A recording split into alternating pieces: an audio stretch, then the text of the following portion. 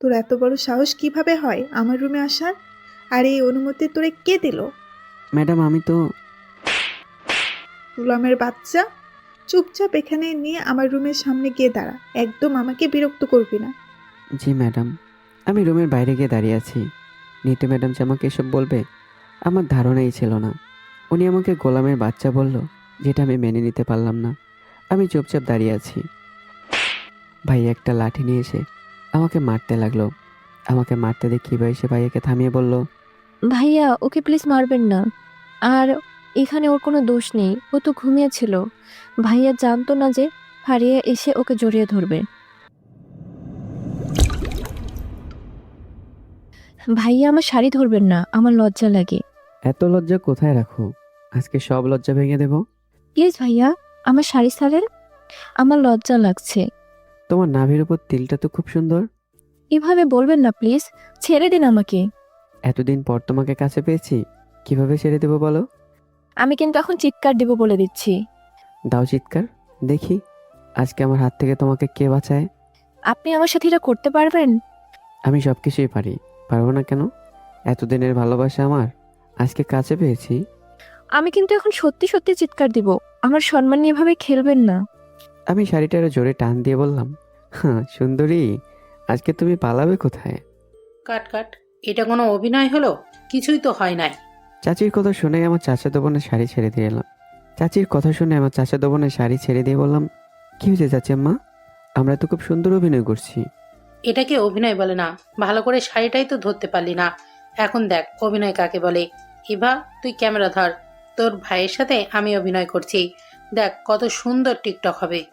চাচি আমি পারবো না আপনার সাথে টিকটক করতে, আমার লজ্জা লাগে। এত লজ্জা কোথায় রাখো বাবা? জান চাচি, আমি পারবো না। চাচি আমার হাতে একটা পেটিকোট আর ব্লাউজ দিয়ে বলল, এগুলো পরে নে আগে। আমি চোখ বড় বড় করে বললাম, কি বলে চাচি? আমি এগুলো পরবো কেন? তুই মেয়ে সাজবি, আমি হব ছেলে। আমরা আজকে প্রেমিক প্রেমিকা হব। আমি হব বিশ্ব প্রেমিক, তুই হবি বিশ্ব প্রেমিকা। আমি পারবো না, আমি গেলাম। আমার ভাইরাল হওয়ার দরকার নেই। চুপচাপ এইগুলো পরে নেই বলছি। চাচি আমি পারবো না। তোর ভাবি এত বড় টিকটকার। আজকে আমরা এমন টিকটক করব, একেবারে সেলিব্রিটি হয়ে যাবে। আর তোর ভাবি আমাদের টিকটক দেখে খুব খুশি হবে। হ্যাঁ ইয়া, আমি হলাম টিকটকার ম্যান। এই বা, আমাকে তুই ছেড়ে দে। আমার বুকে খুব কষ্ট, রাতভর আমার শ্বাস নিতে কষ্ট হয়, খুব কষ্ট রে আমার। ইভা, তুই ছেড়ে দে। কষ্টের কারণে হিরো আলমের গান বলতে পারি না। ইভা আমার খুব কষ্ট হয় রে, তুই বুঝিস না আমি তোরে কতটা ভালোবাসি। চাচি মাথায় থাপড় দিয়ে বলল, এটা আবার কি বললি? আমি মান্নার ডায়লগ দিয়েছি গো চাচি, ভালো হয়েছে না? হুঁ বাবা, খুব ভালো হয়েছে। এখন তাড়াতাড়ি পেটিকোট আর ব্লাউজটা পরে ফেল। আমি একটা লুঙ্গি আর শার্ট পরছি। চাচির কথা মতো পেটিকোট আর ব্লাউজ পরে দাঁড়িয়ে আছি। আর আমার চাচাতো বোন ইভা ক্যামেরা নিয়ে দাঁড়িয়ে আছে। আজকে আমরা ভাইরাল হব। আমি ইভার সামনে গিয়ে বললাম, ইভা দে না, দে না, টাকা দে আমাকে। ভাই তুই প্রেমিকা, কিন্তু হিজলা সাজলেও হবে। ও তাই তো। ইয়া, আমি হলাম বিশ্ব টিকটকার। দোয়া করিস আমরা যেন আজকে ভাইরাল হতে পারি। আচ্ছা যা, আম্মু রেডি। চাচি তুমি রেডি তো? হুম বাবা, আমি রেডি। তাহলে শুরু করছি চাচি। আমি হলাম ইভা, তুমি হলে লাদেন। ওকে বাবা, তাহলে শুরু করছি।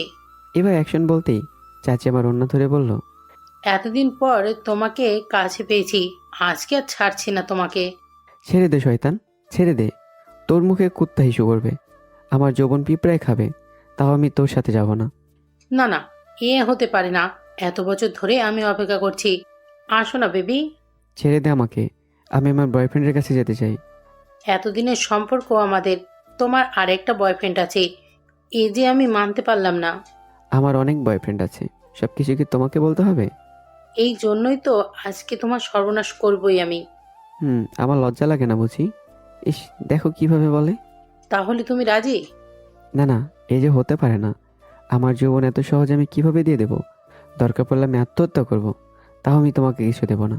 তোর ছাতার মাথা, এটা কোনো অভিনয় হলো? তোর বলতে বলছি কি, আর করলি কি? আমি কি জানি চাচ্ছি, আমি যা পারি তাই বলছি। কেন সুন্দর হয়নি আমাদের অভিনয়? এবার তুমি কি বলো? না, মোটেও সুন্দর হয় নাই। এটা কোনো অভিনয় হলো? কেউ লাইক কমেন্ট করবেন আমাদের। দূর, টিকটকই করব না। এর মাঝে চাচা এসে বলল, এখানে কি চলছে? আমি চাচাকে দেখে চাচার হাত ধরলাম। ওহে বালক, কোথায় তোমার বাড়ি, কোথায় তোমার গাড়ি? তুমি আমাকে বাঁচাও, ওরা আমার ইজ্জত লুটে নিচ্ছে। ওহে আমার প্রিয় বালক, তুমি দেখতে তো সুন্দর, মনে হয় যেন হিরো আলমের মতো তোমার চোখ। তুমি গান বলে যেন কাওয়া বলে কাকা, কুত্তা বলে আওয়াও। এত সুন্দর কণ্ঠ তোমার, আমি তো পাগল হয়ে যাব। ওরে আমার হিরো আলম, আসো না, আমরা প্রেম প্রেম খেলি। আসো, আমরা গান গাই হোক্কা হওয়া। ওরে হোক্কা হওয়া, খা খা কাওয়ার মাথা খা। চাচা একটা লাঠি নিয়ে এসে বলল। দাঁড়া, তাদের টিকটক আজকে বের করছি। আমি দৌড়ে চাচির হাত ধরে বললাম, চলো না আমরা পালিয়ে যাই, আমাদের নিয়ে যাওয়ার জন্য যে ভিলেন আসছে। অভিনয় ছাড়, আগে পালা, নইলে তোর চাচা হাড্ডি হুড্ডি ভেঙে ফেলবে। দিলাম এক দৌড়, এক দৌড়ে বাসায় চলে গেলাম। বাসায় যেতেই ভাইয়া বলল, কি রে, তোর এই অবস্থা কেন? আবার টিকটক করতে গিয়েছিলি? আমি ভাইয়ার হাত ধরে বললাম, মঞ্জু, আমার বুকে অনেক কষ্ট, 3 দিন ধরে আমি ভাত খাই না, তুমি কি আমাকে কিছু খেতে দেবে? দাঁড়া, তোর অভিনয় বের করছি আমি। আমাকে আর পাইকে সরাসরি রুমে চলে আসলাম। ড্রেস চেঞ্জ করে বসে আছি, মনটা খুব খারাপ। আজকে আমার ভাইয়ের বাসর রাত, শুনেছি ভাবি নাকি খুব বড় টিকটকার, এই জন্য ভাবছিলাম আমরাও টিকটক করে ভাবিকে সারপ্রাইজ দেবো, কিন্তু এটা আর হলো না। যাই, কিছু একটা ব্যবস্থা করতে হবে। রুম থেকে বের হয়ে ডাক দিলাম, কি রে ভা, কোথায় তুই? তোর এখন মারতে ইচ্ছা করছে, আম্মুকে ধরে নিয়ে গেছে আব্বু। আরে কিছু করবে না, এখন চল তো আমার সাথে।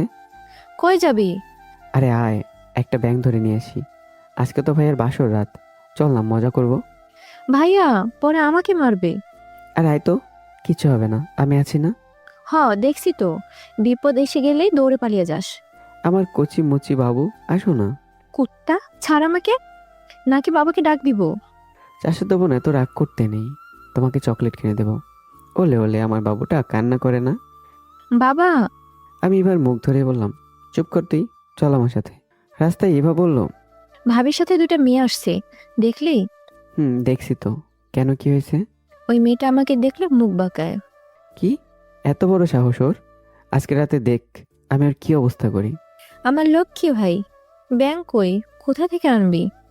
আমি পুকুরে নামছি, তুই থাক, দেখি পাই কিনা। আচ্ছা, নাম?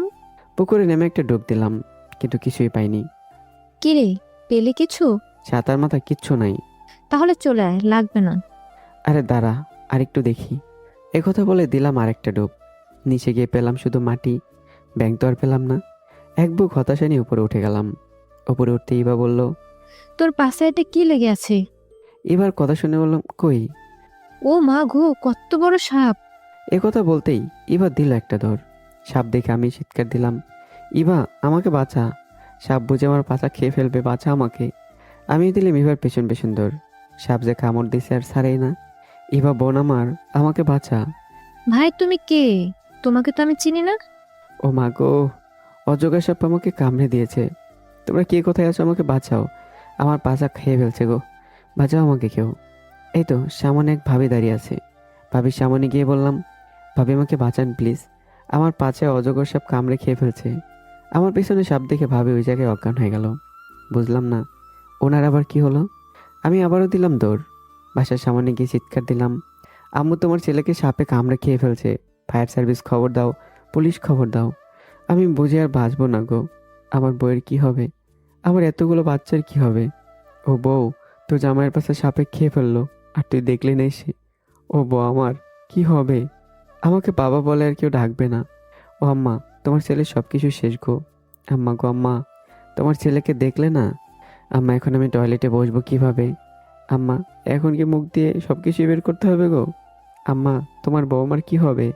আম্মা গো দেখলা না এসে। ও আম্মা, আমি মরে যাব, সাপে আমার পাচা খেয়ে গেল গো।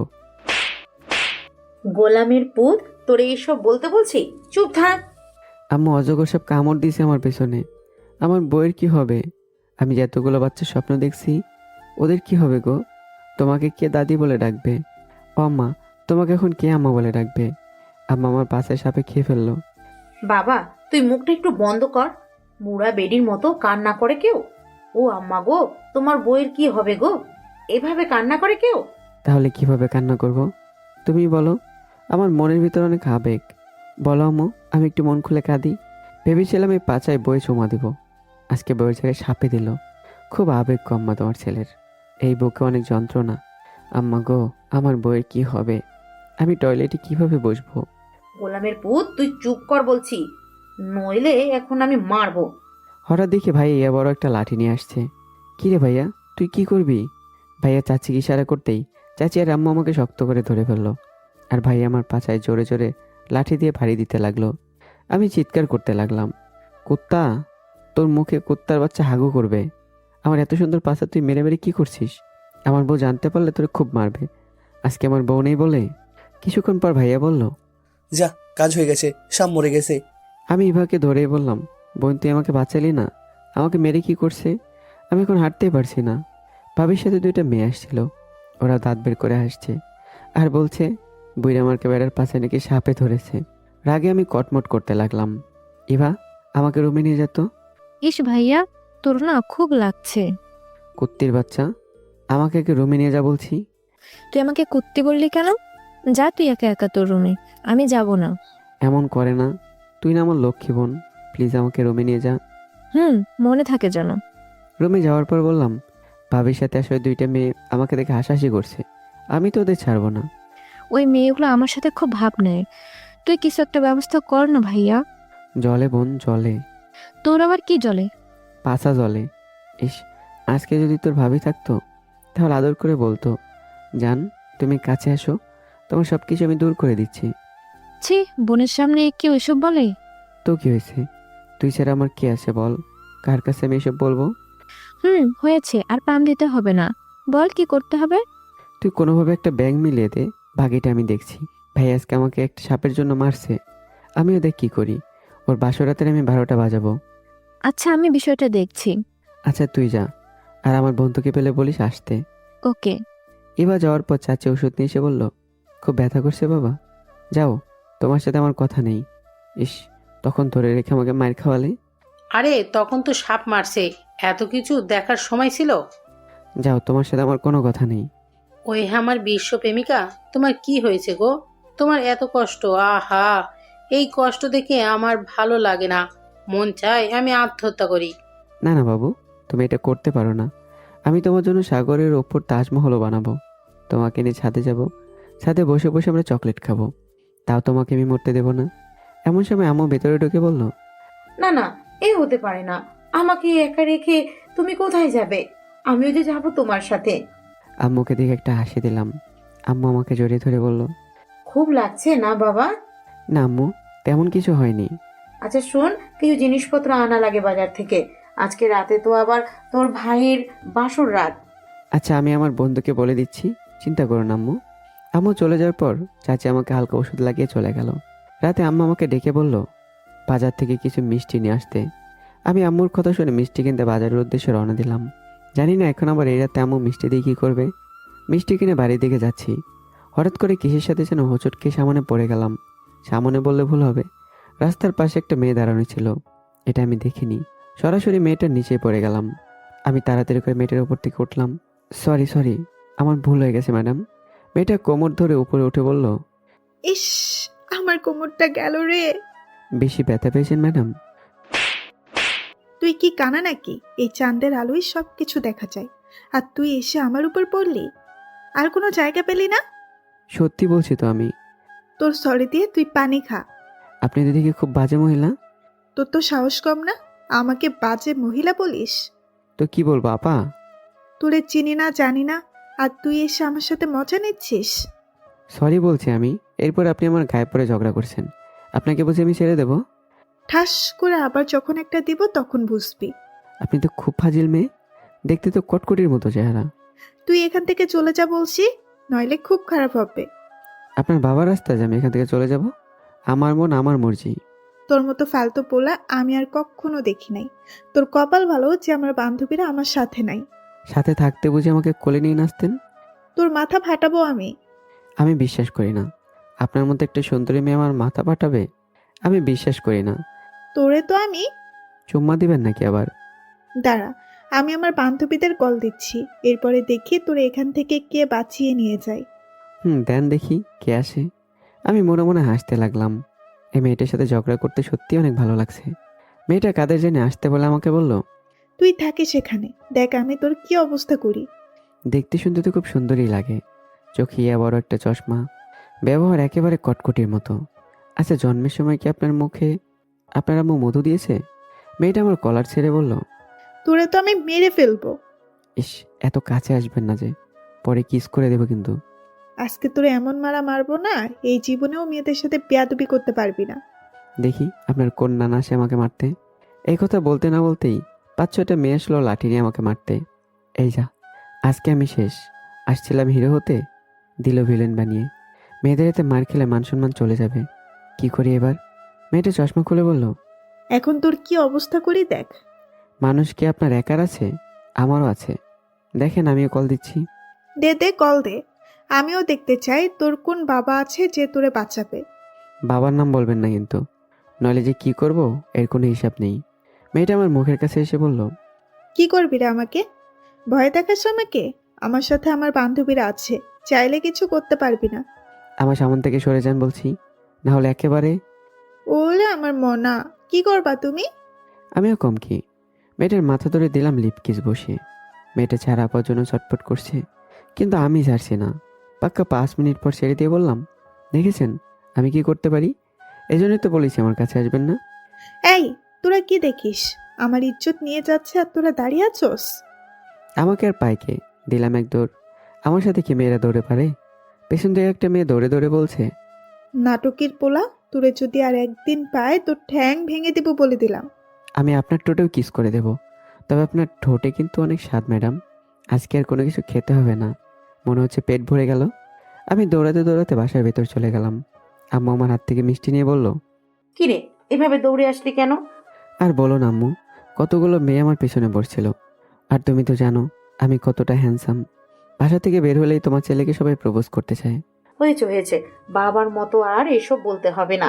তোর বাবাও এসব কথা খুব বলতো। আজকে যদি বাবা বেঁচে থাকতো আম্মু। থাক বাবা, এই নিয়ে মন খারাপ করিস না। এখন গিয়ে দেখ কি কি কাজ বাকি আছে। ওকে আম্মু। আম্মু যেতে আমি ইভাকে ডেকে বললাম, কি রে ইভা, কই তুই? তাড়াতাড়ি এখানে আয়। ইভা ওপর থেকে নিচে নেমে এসে বলল, বল কি হয়েছে? ব্যাংক পেলে কি? একটা পেয়েছি, এখন চল ভাইয়ের রুম সাজিয়ে দিয়ে আসি। আমি তোরা এটাই বলতে চাইছি, কিন্তু ভাবির সাথে আসা দুটো মেয়ের কি করবি? ওরা এখন কোথায় আছে?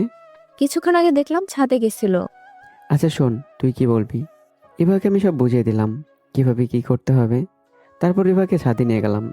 যেদিকে ভাবির সাথে আসা 2টা মেয়ে এখানে দাঁড়িয়ে আড্ডা দিচ্ছে। আমি ভাবি ছোট বোনকে বললাম, কি খবর বেয়ান সাহেব, আপনাদের কি মনে হয় না একটু? ভাবি ছোট বোন আমার দিকে তাকিয়ে বলল, মনে হবে না কেন? আপনি তো খুব বিজি মানুষ। সবার জন্য বিজি হতে পারি, কিন্তু আপনার জন্য তো আমি আর বিজি না। আপনি একবার ডাক দিলেই আমি তো উড়ে উড়ে চলে আসবো। ও মা, তাই নাকি বেয়ান? কই, আমার তো একটু খোঁজ খবর নেন না। এই তো এখন আমি আপনার খোঁজ নেওয়ার জন্য আসলাম। তা আপনার নামটা তো এখনো জানা হলো না। নাম দিয়ে কি করবেন? নাম বললে টাকা লাগবে। এটা কি চেহারার অহংকার দেখালেন নাকি? যদি মনে করেন তো তাই দেখাচ্ছি। আমি পকেট থেকে 2টা আপেল বের করে দুজনের হাতে দিয়ে বললাম, এগুলো আপনাদের জন্য, আমার তরফ থেকে ভালোবাসার উপহার। ও মা, তাই নাকি? তবে আমি কিভাবে বিশ্বাস করব আপনাকে? কেন, বেয়ানকে বিশ্বাস করা যায় না? খান কি? একটা আপেল দিয়েছি, এটা খাবেন না? কি বলবো আপনাকে। আমার কথা শুনে ওরা খেতে লাগলো।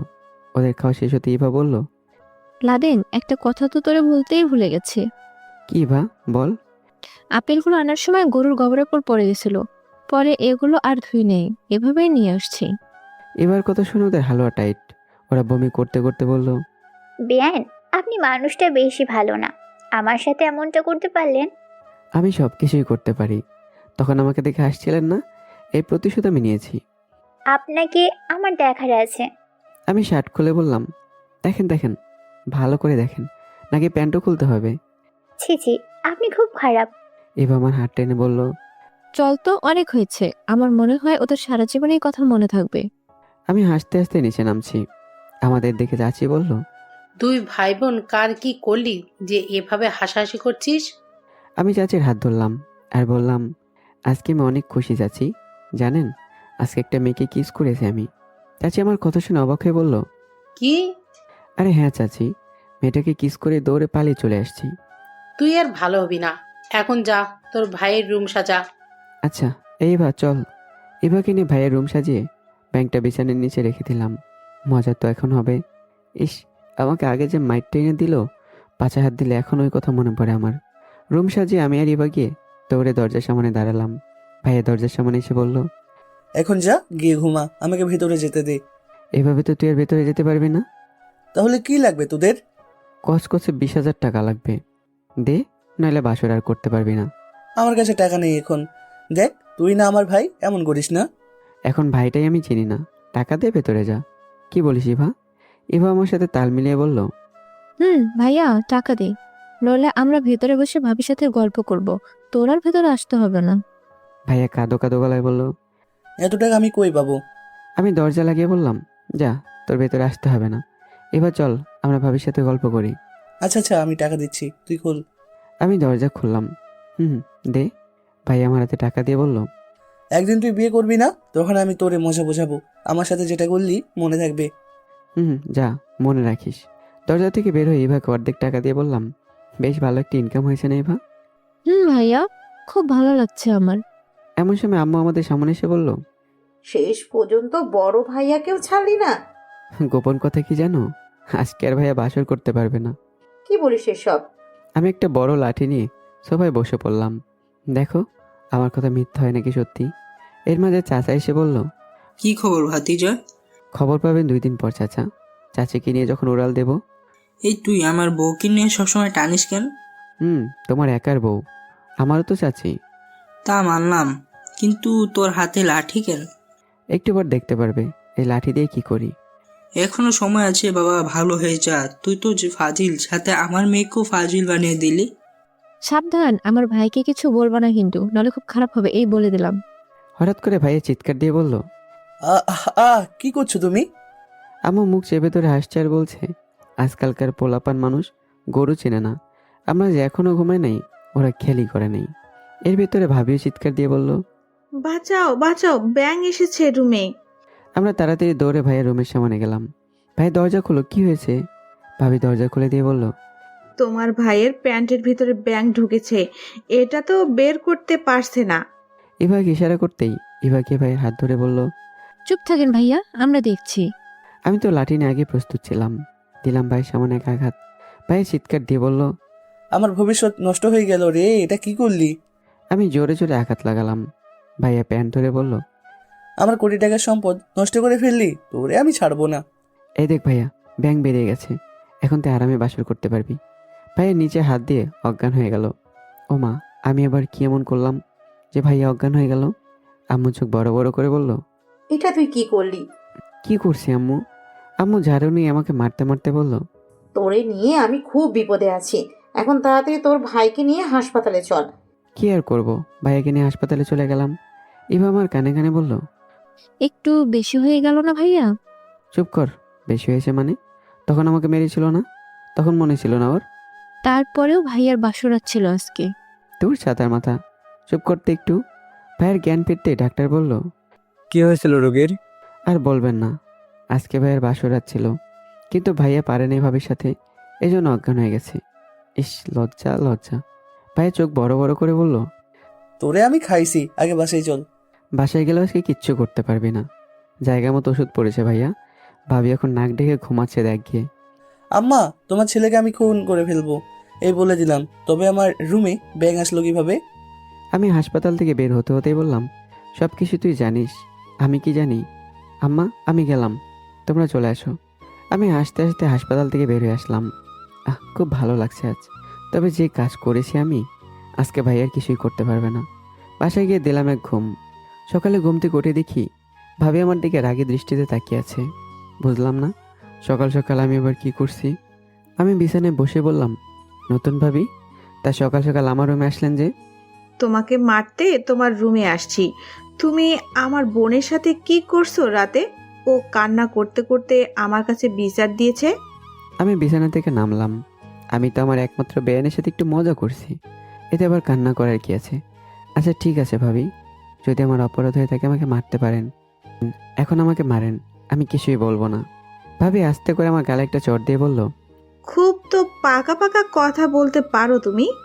আপনি না আমার লক্ষ্মী ভাবি, আপনি কি আমাকে মারতে পারবেন? হয়েছে, আর বলতে হবে না, এখন ফ্রেশ হয়ে কিছু খেয়ে নাও। ভাইয়া কোথায় ভাবি? তোমার ভাইয়ের কথা বললে এখন কিন্তু সত্যি সত্যি তোমাকে মারবো।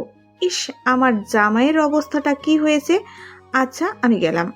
ভাবি যাওয়ার পর আমি ওয়াশরুমে ঢুকে ফ্রেশ হয়ে নিলাম। ফ্রেশ হয়ে বিছানায় বসতেই ভাবির বোন এসে বলল, কি খবর বেয়ান, কেমন আছেন? আর এত সকাল সকাল আপনি আবার আমার রুমে কি করেন? আপনাকে দেখতে আপনার রুমে আসছি। তবে আমি খুব স্পেশালভাবে আপনার জন্য খিচুড়ি রান্না করছি। নিন, খেয়ে দেখুন তো কেমন হয়েছে। না না, আমি কোনোভাবে আপনার হাতের খাবার খাবো না। আপনাকে আমি বিশ্বাস করি না। কেন? আমি বাঘ না ভালুক যে আমাকে আপনি বিশ্বাস করেন না? না ভাই, যাই বললেন না কেন, আমি আপনার হাতের খাবার খাবো না। ভাবির বোন এবার আমার পাশে বসে বলল, এত কষ্ট করে সকাল সকাল আপনার জন্য খিচুড়ি রান্না করছি, আর আপনি খাবেন না? না ভাই, খাবো না। আপনি দূরে বসেন বলছি। কেন? কাছে বসলে তোমার সমস্যা হবে বুঝি? ভাই, সকাল সকাল আমার পেট ভরা আছে, আমি কিচ্ছু খাবো না বলছি তো। যান এখন এখান থেকে। আমি আপনাকে খাইয়ে দিব। আমার চোখের দিকে তাকিয়ে বলুন তো, খাবেন না? হঠাৎ করে যে আমার কী হয়েছে বলতেই পারলাম না। ভাবির বোনের চোখের দিকে তাকিয়ে আমি হারিয়ে গেলাম। ও খাইয়ে দিচ্ছে আর আমি খেতে লাগলাম। ভাবির বোন আমাকে খাইয়ে দিতে দিতে বলল, জানেন, আপনার মতো হ্যান্ডসাম একটা ছেলে আমি জীবনেও দেখি নাই। কি বডি আপনার! আপনাকে যখন কাছ থেকে দেখি তখন যেন আমার মনের ভিতর কি যেন একটা মনে হয়। আমার মাথা চুল ঠিক করে বললাম, আমাদের এলাকায় আমি একমাত্র হ্যান্ডসাম ছেলে। আমি তো বাসা থেকে বের হতেই পারি না, শুধু মেয়েরা আমাকে বিরক্ত করে। হঠাৎ করে দরজার কাছ থেকে ভাবির সাথে আসা অন্য মেয়েটা বলল, ফারিয়া কাজ হয়ে গেছে, এখন চলে আয়। আশা করি আজকে যা কিছু হয়েছে সারা জীবনও মনে রাখবে। তা আপনার নাম বুঝি ফারিয়া? কেন, পছন্দ হয় নাই? পছন্দ হলে কি করব? আমি আমার বাবা মায়ের দুই মাত্র ছেলে। আমার জন্য কত মেয়ে লাইনে দাঁড়িয়ে আছে। সেখানে আপনাকে পছন্দ করলে তো আমার হবে না। দেশে আরও কত মেয়ে আছে, ওদেরও তো একটু দেখতে হবে নাকি? এই যে না চেহারা, দেখতে তো কুত্তার পুটকির মতো মুখ, আবার বলে নাকি হ্যান্ডসাম। থু থু। কিছু কি বললেন নাকি আবার ফারিয়া ম্যাডাম আপনি? না, কিছু বলি নাই। তবে মনে মনে দোয়া করছি যেন আপনার মতো একটা সুপুরুষ আমার জীবনে আসে। আসবে আসবে, দোয়া করেন। এখন তাহলে আমি যাই স্যার। আমি কলার উঁচু করে বললাম, যান। তবে কখনো কারোর সাথে বেয়াদবি করতে আসবেন না। মানুষ বুঝে বেয়াদবি করবেন, ঠিক আছে? একটু পরেই টের পাবেন আমি কি জিনিস। একটু পর টের পাবো মানে? না, বলছি আপনার সাথে একটু লাইন মারবো, এই আর কি। তুমি এখনো পিচ্ছি মেয়ে, বুঝলে? এসব করার বয়স এখনো তোমার হয়নি। যাও গিয়ে আড্ডা দাও। আর আমার মতো হ্যান্ডসাম একটা ছেলের সাথে কথা বলছো, এটাই হয়তো তোমার ভাগ্য। আমার কথা শুনে ফারিয়া মুখ বাঁকিয়ে চলে গেল। ইয়া মা, তোমার ছেলে এখন গর্ভবতী। তোমার ছেলেকে দেখলে মেয়েরা প্রপোজ করে। মা, আমি এখন গর্ব করি। ইস, কত সুন্দর আমার চেহারা। আর মেয়েরা পাগল হবে না কেন? আমাকে দেখলে তো ওদের মাথায় ঠিক থাকে না। না না, দেশের সরকারের সাথে আমার কথা বলতে হবে, যেন আমাকে জাদুঘরে রাখে, যাতে মেয়েরা আমাকে দেখে পাগল হতে পারে। রুম থেকে বেরোতে দেখি ভাবি সবাইকে খাবার দিচ্ছে। আমাকে দেখে বলল, ফারিয়া নাকি আজকে তোমাকে খাইয়ে দিয়েছে?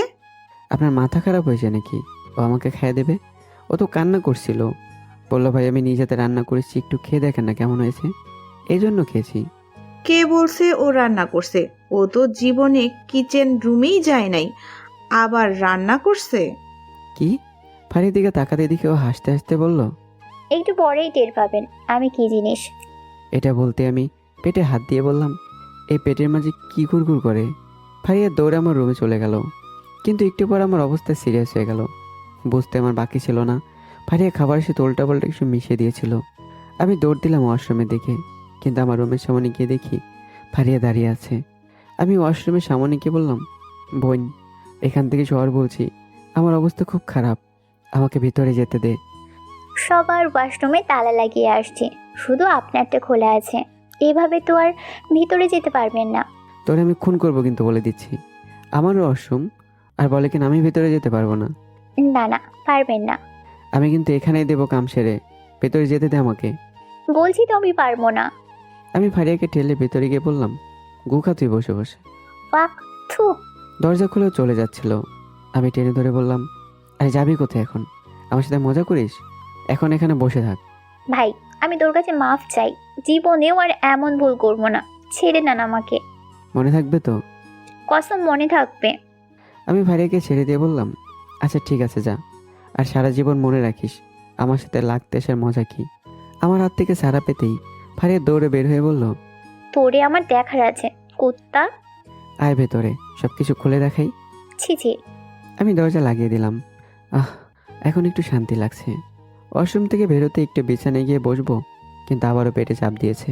ফারিয়ার বাচ্চা, তোরে তো আমার দেখার আছে। খুব কষ্ট করে ধীরে ধীরে বিছানায় গিয়ে বসলাম। শরীরে যা একটু শক্তি ছিল সবটা মনে হয় শেষ হয়ে গেছে। একটু পর ভাবে হাতে করে গ্লাসে কি যেন একটা নিয়ে এসলো আর আমাকে দিয়ে বলল, নাও, এটা খেয়ে নাও, একটু ভালো লাগবে। আপনার বোনকে কিন্তু আমি ছাড়বো না বলে দিচ্ছি। ওরে তো আমার দেখার আছে। ও হলো এক ফাজিল, সাথে তুমি আরেক ফাজিল, দুটোই ফাজিলের হাড্ডি। এখন একটু শুয়ে থাক, ভালো লাগবে। আপনি খুব ভালো ভাবি। হয়েছে, আর পাম দিতে হবে না আমাকে। রাতে যেই কাজ করছো, মন চাইছিল তোমার মাথা ফাটাই। ব্যাং রেখেও তো ভুল করছি, সাপ রাখার দরকার ছিল। কি কোন ভাবি? দিব একটা মাথায়, চুপচাপ শুয়ে থাক। ভাবি যেতে ইভা আমার রুমে ঢুকে বলল, তোর এই অবস্থা তুই আমাকে ডাক দিবি না? তোর একা পেয়ে কি অবস্থা করলো? আর বলিস না বোন, আমি শেষ। ওর হাতের খাবার তুই খেলে কেন? আরে আমি তো খেতে চাই নাই, জানি না তখন আমার কি হয়েছিল। হয়েছে, বীর পুরুষ আপনাকে আর বলতে হবে না, আমি বুঝছি। এখন চল, কিছু খেলে সবকিছু ঠিক হয়ে যাবে। আর আজকে আমরা সবাই মিলে একটু মার্কেটে যাব। চাচি আর আম্মু যাবে, সাথে আমরা। এখন আবার মার্কেটে কেন? কিছু কাপড় কিনতে হবে, চল তো। বাইরে গিয়ে হালকা কিছু খেয়ে রেডি হয়ে নিলাম। আমরা বাসা থেকে বের হবো, তখন ফারিয়া বলল, আমাকে নিয়ে যাবেন না বুঝি? আমি একা একা এখানে কি করব? ফাজিল মেয়ে, তোরে কে সাথে নেবে, থাক তুই রুমে। আম্মু ধমক দিয়ে বলল, এভাবে মেহমানদের সাথে কথা বলে সম্মান কিভাবে দিতে হয় এটাও জানিস না? তোর আমি কার সাথে কি বলি? এই পরিবারে আমার কথা কোনো দামই নেই। একদিন চলেই যাবো এখান থেকে। আমি গাড়ির সামনে বসে ড্রাইভিং করছি, আর ফারিয়া আমার পাশে বসেছে। আমার গাড়ি চালানো দেখে বলল, আপনার মতো বদের হাট্টি একটা ছেলে, আর কিভাবে এত সুন্দর গাড়ি চালাচ্ছেন? আমার তো বিশ্বাসই হচ্ছে না। বেশি কথা বললে গাড়ি থেকে লাথি মেরে ফেলে দেবো। ওহে আমার হ্যান্ডসাম সুপুরুষ, আপনি আমাকে লাথি দিয়ে ফেলে দিতে পারতেন। আমি সব কিছুই পারি, এখন চুপ করে বসে থাক বলছি। ফারিয়া আমার আম্মুকে ডেকে বলল, দেখেন না, আপনার ছেলে আমাকে খারাপ কথা বলে। বলে নাকি আমি শাড়ি না পরলে আমাকে অনেক সুন্দর লাগে। আম্মু তো রেগে গেল। আজকে তুই বাসায় চল, তোরে মজা দেখাচ্ছি। মেয়েদের সাথে উল্টাপাল্টা কথা বলিস? আমি ফারিয়ার দিকে তাকালাম। কেন? আমার আম্মুর কাছে আমাকে খারাপ বানাচ্ছেন? তাহলে আমাকে বকা দেন কেন?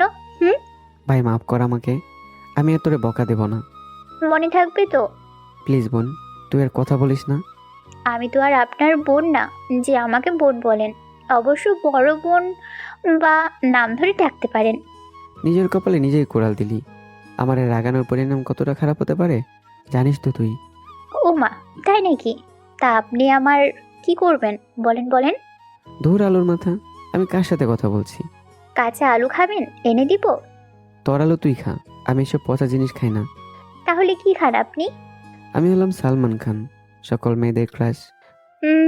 যে না চেহারা, আবার বলে ক্রাশ। তোরে তো আমি। আগে সুন্দর করে গাড়ি চালান বলছি, কোনো কথা বলবেন না। মনে মনে বললাম, আগে বাড়িতে যাই, পরে তোরে দেখার আছে। মার্কেটে গিয়ে আমি ওদের পেছনে ঘুরছি, আর ওরা পছন্দ করে সব কিছু কিনছে। বুঝিনি তো মেয়েরা মার্কেট করলে কতটা লেট হতে পারে। হঠাৎ করে কয়েকটা ছেলে এবার ফারিয়াকে দেখে অশ্লীল ভাষায় গালি দিয়ে বলল, একটা যদি ওদের কাছে পেতাম। ওরা একটু দূর থেকেই কথাগুলো বলেছে, কিন্তু আমি শুনে ফেলেছি। মানুষ আমাকে যাইছে তাই বলুক, আমি কিছু করব না। তবে আমার পরিবার নিয়ে কেউ কোনো বাজে কথা বললে আমি তাকে আস্ত রাখবো না। আমি ছেলেগুলোকে ডাক দিলাম, এদিকে আসো তো একটু। ছেলেগুলো আমার দিকে এসে বলল, কি চাই তোর এখানে? আমি ইভাকে দেখিয়ে বললাম, আসলে ও তো আমার বোন। তুমি ওকে কিছু বলেছো আর আমি শুনেছি। বলো তো কি যেন বলেছিলে? চুল লম্বা ছেলেটা আমার কলার চেপে ধরে বলল, কি করবি বললে রে? আমাদের চিনিস তুই? ইভা আমাকে দেখে দৌড়ে এসে বলল, প্লিজ ওকে ছেড়ে দিন, উনি আমার ভাইয়া হন। ছেলেগুলো হাসতে হাসতেই বলল, ও মা, তাই নাকি? এত সহজে ছেড়ে দিব? আমি ফোনটা বের করে বড় ভাইকে কল দিলাম। উনি আবার এখানকার বড় মাস্তান বলতে পারেন। মাঝে মাঝে ওনার সাথে আড্ডা দেই। আমি বলতে না বলতে বড় ভাই আমার সামনে এসে বলল, বল লাদেন, কি হয়েছে? আমি তোমার ভাবিকে নিয়ে একটু মার্কেটে আসছি। আমি বড় ভাইয়ের কাছ থেকে পিস্তল নিয়ে ছেলেগুলোর দিকে তাক করলাম। এটা কি জানিস তো? কি করব ভালো করে বুঝে নে। রাসেল ভাই আমার হাত থেকে পিস্তল নিয়ে বলল, আরে থাম থাম, আমি আছি তো, ওদের আমি পরে দেখে নেব। এই তোরা যা। বড় ভাই, ওরা আমার বোনকে। ওদের অবস্থা খুব খারাপ করবো আমি, চিন্তা করিস না। এখন চল একটু আমার সাথে। ইভাকে বললাম, তুই যা গিয়ে কেনাকাটা কর, আমি আছি। ইভা চলে যাওয়ার পর রাসেল ভাই বলল, তোর জন্য একটা গুড নিউজ আছে। হ্যাঁ বলেন ভাই। তোর বডি ভালোই আছে, শরীরের মাপ একদম ঠিকঠাক। আমি একটা কাজ দিলে করতে পারবি? আরে ভাই পারবো না কেন, বলেন কি করতে হবে। আমার দূর সম্পর্কের এক মামা আছে, ওনার মেয়ের একটু মাথায় সমস্যা আছে, ওর জন্য একটা বডিগার্ড লাগবে। তুই যদি বলিস তো ভালো হয়। মোটা অঙ্কের টাকা দিবে, বড়লোক মানুষ, টাকার অভাব নেই। আমাকে বলছিল কাউকে দেখতে, এজন্য তোকে বললাম। ধন্যবাদ বড় ভাই আপনাকে। তবে আমি আগে আম্মুর সাথে কথা বলে দেখি কি বলে। আচ্ছা যাই হোক, জানাবি আমাকে। ওই ছেলেগুলো, বলছি না, আমি দেখতেছি। তুই এখন যা, গিয়ে দেখ আন্টি কি করছে, আর আমাকে কিন্তু জানাবি। আচ্ছা ঠিক আছে বলবো না আপনাকে। আম্মুর কাছে যাওয়ার পর ঠাস করে আমার গায়ে একটা চড় বসিয়ে দিল আর আমার হাত ধরে বলল, এখন বাসায় চল, মার্কেট তো অনেক করেছি। বুঝলাম না হঠাৎ আম্মুর কি হয়েছে। আম্মুর রাগ দেখে কেউ কোনো কথাই বলতে সাহস পাচ্ছে না। বাসায় আসার পর আম্মু ঝাড়ু নিয়ে আমাকে মারতে লাগলো। চাচি আম্মুকে আটকে বলল, আরে আরে, কি করছিস এসব? এত বড় ছেলেকে কেউ কি মারে? মারবো না তো কি করব? জিজ্ঞাসা কর, ও মার্কেটে পিস্তল নিয়ে ছেলেগুলোকে ভয় দেখাইছিল কেন? চাচি আম্মুকে বলল, এই নিয়ে ওকে মারতে হবে। আচ্ছা আমি দেখছি কি হয়েছে। আম্মু রাগ দেখে রুমে চলে গেল। চাচি আমাকে সোফায় বসিয়ে বলল, কি রে, কি হয়েছিল? কি হয়েছিল মানে? চাচি আমার সামনে কতগুলো ছেলে এবার ফারিয়াকে যাচ্ছে তাই বলছিল। আমি ওদের কিভাবে ছেড়ে দিই বলেন? আচ্ছা বুঝলাম, এই কথা।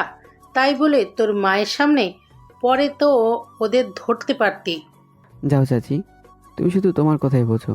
ইভা আমার ছোট বোন, আমার সামনে ওকে কেউ কিছু বললে আমার ভালো লাগবে বুঝি? আচ্ছা এখন এসব বাদ দে, যা গিয়ে তোর আম্মুর রাগ কমা। সোফা থেকে উঠে আম্মুর রুমে চলে গেলাম। গিয়ে দেখি আম্মু চুপচাপ বসে আছে। আমি আম্মুর পাশে বসে বললাম, সরি আম্মু, আমার ভুল হয়ে গেছে। আর কি করব বলো, আমার বোনকে কেউ কিছু বললে আমার ভালো লাগবে? তাই বলে তুই পিস্তল হাতে নিবি? সরি আম্মু, আমার ভুল হয়ে গেছে। আচ্ছা বাদ দে এসব, আর যেন এমন ভুল না হয়, ঠিক আছে? হ্যাঁ আম্মু, আপনাকে একটা কথা বলার ছিল। বল, কি বলবি? রাসেল ভাইকে তো চেনো, যদিও উনি মাস্তান, তারপরেও তার ব্যবহার খুব ভালো। উনি একটা চাকরির কথা বলছিল, তো তুমি কি বলো আম্মু? কিসের চাকরি? একটা মেয়ের বডিগার্ড হতে হবে নাকি, টাকা পাবো অনেক। চিন্তা করছি বড় ভাইয়ের উপর বসে বসে আর কতদিন খাবো, এজন্য একটা চাকরি করি। তুমি কি বলো আম্মু? তোর যদি ভালো লাগে তুই কর, আর আমিও চাই তুই ভালো একটা চাকরি কর বাবা। আচ্ছা তাহলে আমি রাসেল ভাইকে হ্যাঁ বলে দেবো নে। আম্মুর সাথে আরও কিছুক্ষণ কথা বলে রুমে চলে আসলাম। রুমে এসে দিলাম এক ঘুম। ঘুম ভাঙলো দরজার কটকট আওয়াজ শুনে। ঘুম ঘুম চোখে বললাম, কে রে বাইরে? বাইরে থেকে উত্তর আসলো, আমি ফারিয়া, দরজা খুলেন একটু। আমি বিছানাতে করে দরজা খুললাম, দেখি ফারিয়া। হ্যাঁ বলো ফারিয়া, কি হয়েছে? আপনার সাথে কিছু কথা ছিল, যদি একটু ছাদে আসতেন। এখন আবার কি বলবে তুমি? বলছি তো, অনেক কিছু বলার আছে, আপনি প্লিজ একটু ছাদে চলুন। আচ্ছা তুমি যাও, আমি আসছি। আসবেন কিন্তু। বলছি তো যাবো, তুমি যাও। ফারিয়া যাওয়ার পর আমি ফ্রেশ হয়ে ছাদে গেলাম। ছাদে গিয়ে দেখি ফারিয়া রিভা দাঁড়িয়ে আছে। আমি ছাদে যাওয়ার পর ফারিয়া ছাদের দরজায় বন্ধ করে দিল। বুঝলাম না এই মেয়ের আবার হঠাৎ করে কি হয়েছে, নাকি এবার ফারিয়া মিলে গেছে, কি জানি বাবা, কিছুই তো বুঝতে পারছি না।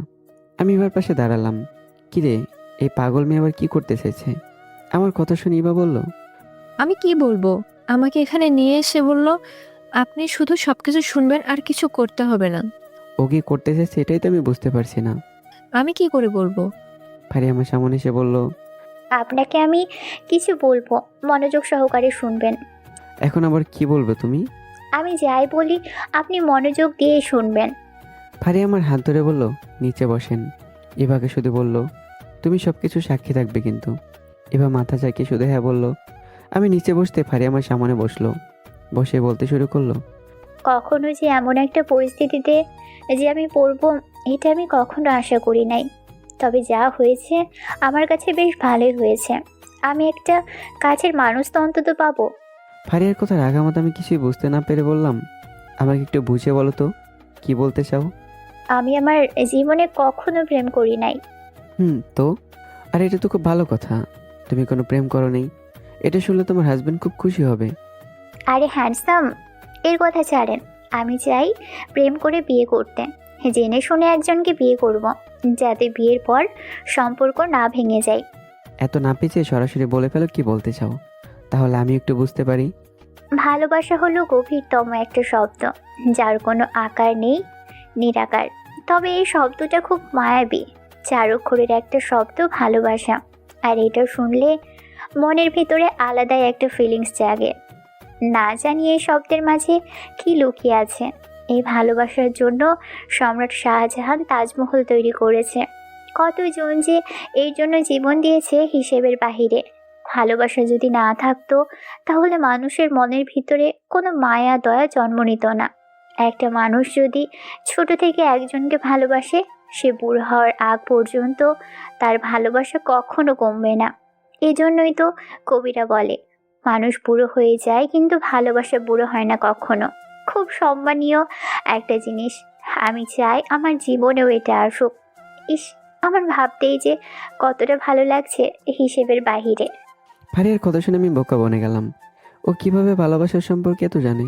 আজকালকার ছেলেমেয়েরা তো এই ভালোবাসা নিয়ে খেলা করে। আর ফারিয়া কি সুন্দর যুক্তি সহকারে ভালোবাসার বর্ণনা দিল। সত্যি আমি ওর কথা শুনে অবাক হয়েছি। এবার তো হাতের তালি দিয়ে বলল, বাবা ফারিয়া, এত সুন্দর করে ভালোবাসার বর্ণনা দিলে। সত্যি আমি তোমার কথা শুনে মুগ্ধ হয়ে গেছি। যে জিনিসটা সম্মান করা দরকার তারই আজকে আমরা অবহেলা করি, খেলা করি। তবে এটা তো চেনা জিনিস না, কিন্তু এর গভীরতম যদি চিন্তা করি একবার, তাহলে আমরা এই ভালোবাসার শব্দে হারিয়ে যাই। আমার মতে জনম জনম ধরে কাউকে ভালোবাসলে কখনো তার ভালোবাসা শেষ হবে না। থাক থাক ম্যাডাম, আর বলতে হবে না, আমি বুঝেছি তো। এখন আসল কথা বলেন। আমি আপনাকে কতগুলো প্রশ্ন করব, আপনি উত্তর দিবেন। তোমার প্রশ্নের উত্তর দেবো কেন আমি? ফারিয়া আমার হাত চেপে ধরে বলল। প্লিজ। ইভা ইশারা করে বলে। আরে দেখো ও কি বলে, এত চিন্তা করিস না। ফারিয়ার হাত ছাড়িয়ে বললাম, ঠিক আছে বলো, কি বলতে চাও? আপনার গার্লফ্রেন্ড আছে? না, গার্লফ্রেন্ড নেই। আর গার্লফ্রেন্ড থাকলে তো জেনেই যেতে যে আমার গার্লফ্রেন্ড আছে। তাও ঠিক। আচ্ছা, আপনি কি কাউকে পছন্দ করেন? আরে না, এসব করার সময় নেই। আমার দ্বারা প্রেম টেম হবে না ভাই। বড় কথা হলো আমার চেহারা খারাপ। এই চেহারা দিয়ে কখনো প্রেম হবে? আমি আগেই বলছি, প্রেম হলো মনের গভীরতম একটা শব্দ, এর কোনো আকার নেই। আর চেহারা দিয়ে যদি প্রেম হতো তাহলে মানুষ মনের আবেগে আর আত্মহত্যা করতো না। প্রেম হয় মন থেকে। তোমার কথাই ঠিক, প্রেম হয় মন থেকে। তবে কয়জন আছে যে তোমার মতো চিন্তা করে? কে কি করলো এটা দিয়ে আমি কি করব? আমি তো করি। তো আপনাকে কেউ প্রপোজ করলে রাখবেন তো? দূর যাও, কি বলো না। আমাকে আবার কে প্রপোজ করবে? কেন, আমি করব। ফারিয়ার কথা শুনে আমি চোখ বড় বড় করে বললাম, কি? কি না, জি, আমি আপনাকে প্রপোজ করব। এখানে আসার পর থেকেই আপনাকে আমার পছন্দ হয়ে গেছে। জানি না কিভাবে কি হয়েছে, তবে মনকে বোঝাতে পারি নাই যে আমার এখনো প্রেম করার বয়স হয় নাই। কিন্তু মন কি আর মানে বলেন? যখন আপনার সাথে কথা বলি তখন আমার ভিতরে কেমন যেন একটা করে। মন বলে যেন সারাক্ষণ আপনার সাথে থাকি। প্রিয় মানুষের কাছে থাকলে কতটা যে শান্তি লাগে হিসেবের বাহিরে। জানি না আপনাকে আমি কতটা ভালোবাসা দিতে পারবো, তবে এক আকাশ এক সাগরের পানির থেকেও আমি আপনাকে বেশি ভালোবাসা দিতে চেষ্টা করব। আমি ভালোবাসাকে যেমন সম্মান করব, ঠিক তেমনভাবেই ভালোবাসার মানুষকেও সম্মান করব। আপনার হাত ধরে আমি নতুন করে বাঁচতে শিখব, আপনার পাশে থেকে আপনার সেবা করব, আর আপনার বুকে মাথা দিয়ে সারা জীবন আমি পার করে দিব। শেষে শুধু বলতে চাই, আমাকে কি একটু সুযোগ দিবেন আপনার পাশে থাকার জন্য? আপনার হাত ধরার অনুমতি চাইছি আমি। আমি কি আজও সেই অনুমতি পাবো? আপনাকে আমি শুধু একটা কথাই বলতে চাই, যে মানুষটা ভালোবাসাকে সম্মান করতে জানে, সে আর যাই করুক না কেন, সে ভালোবাসার মানুষকে তার থেকেও বেশি আগলে রাখবে। এমনভাবে ভালোবাসে যে সে পৃথিবীর সব কিছু আপনাকে ভুলিয়ে তার মাঝেই মগ্ন রাখবে। আপনি শুধু আমাকে একটু জায়গা দেন আপনার হাত ধরে হাঁটার জন্য। আমি জীবনে কারোর সাথে প্রেম করি নাই বা কারোর প্রেমে পড়ি নাই। আজকে ফার্স্ট আপনাকে এই কথা বলা।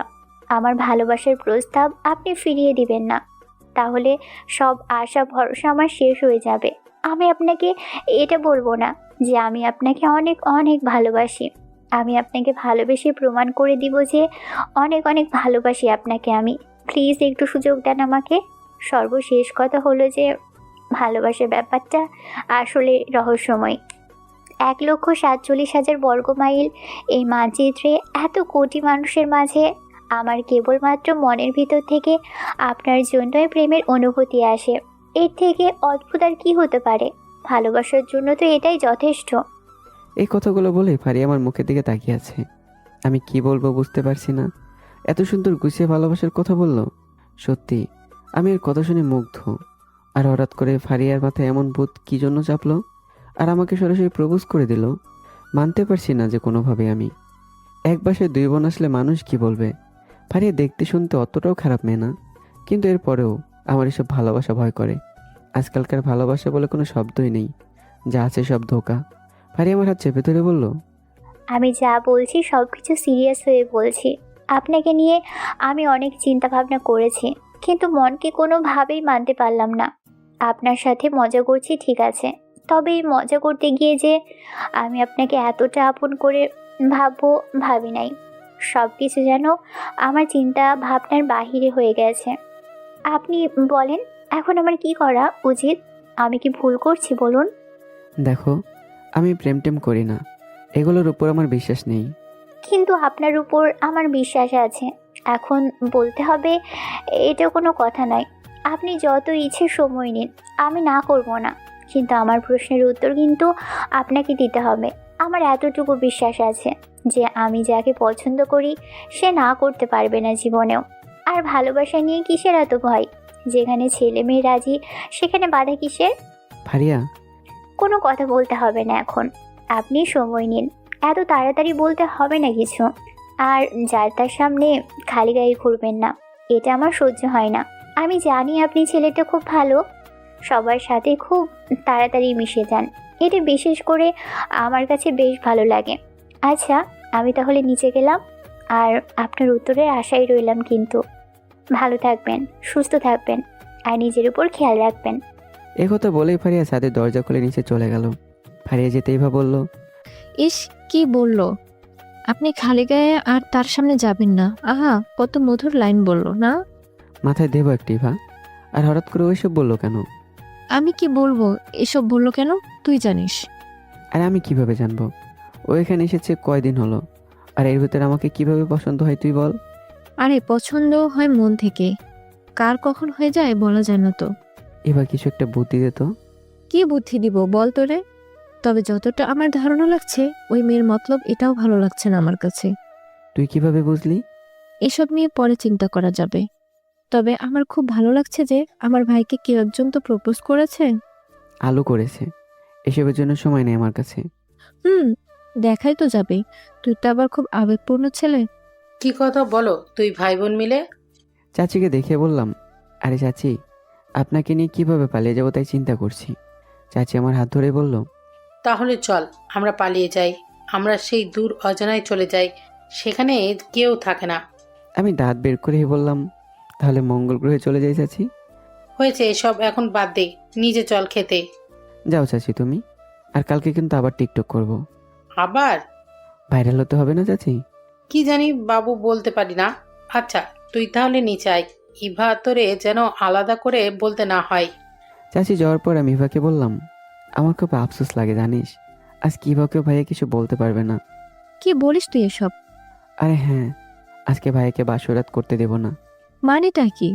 দেখতে থাক তুই। আর শোন আমি কি বলি। ইভাকে আমি সব কিছু বুঝিয়ে বুঝিয়ে বলতে লাগলাম। সব শুনে ইভা আস্তে আস্তে বলল, ভাইয়া, তুই একটা জিনিস বলতে হবে আমার। তোর মাথায় যে এত বুদ্ধি আমি আগে জানতাম না।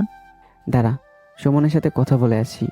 সুমনের কাছে কল দিতেই বলল, বন্ধু বল কি হয়েছে? মামা একটা হেল্প করতে হবে। শালা তুই তো বহু পাষাণ বিপদে পড়লেই মনে করিস, নইলে নাই। আরে না বেটা, তোরা তো আমার খেলার সাথী, দুঃখের সাথী, আর অনেক কিছু। হয়েছে আর বলতে হবে না আপনাকে। এখন কি হয়েছে একটু সুন্দর করে বলেন। আমি সংক্ষিপ্ত আকারে সব কিছু বললাম। একটু সাহায্য কর। আমি পারবো না ভাগ। তোর মা যে রাগী, ঝাড়ু দিয়ে আমার কোমর ভেঙে দেবে। আরে বেটা আমি আছি কেন, প্লিজ রাজি হয়ে যা। রাজি হলে আমাদের সবাইকে ট্রিট দিতে হবে, বল রাজি? আমার পকেট খালি করতে চাস? সে জানি না, তুই রাজি কিনা শুধু তাই বল। কি আর বলবো।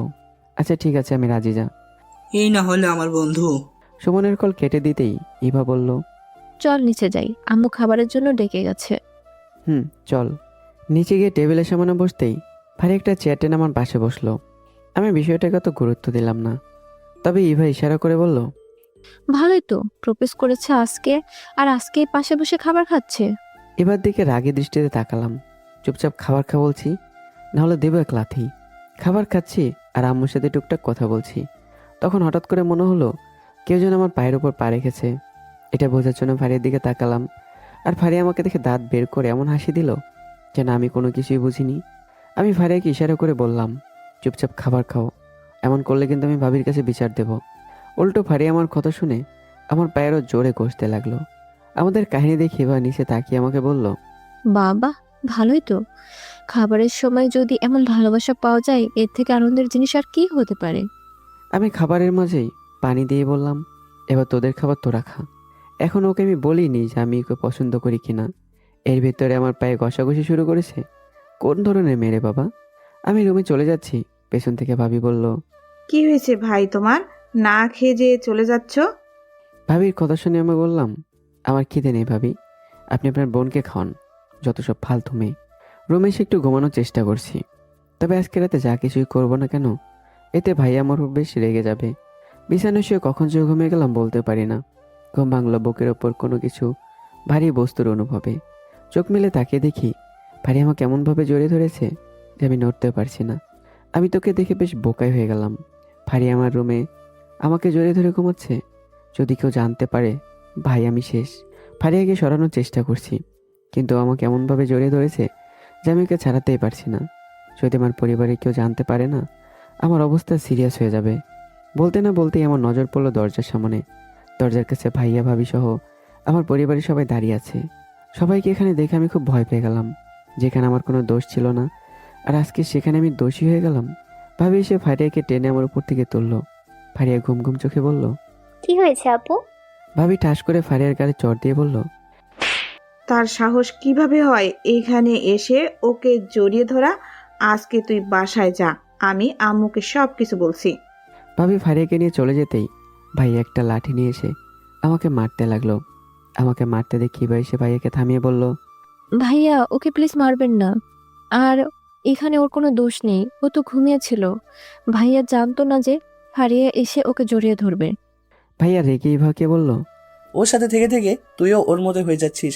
খুব তো ওকে স্বাধীনতা দিয়েছিলাম, কিন্তু এখন আর না। নিজের কপালে নিজে কোড়াল দিয়েছে। ও কি এটা বুঝে না যে ফারিয়া আমার শালি হই? ও কিভাবে এই মেয়েকে নিয়ে এই বিছানায় শুয়ে থাকে, নাকি আমার মান সম্মান খেতে চেয়েছে? অনেক হয়েছে, আর না।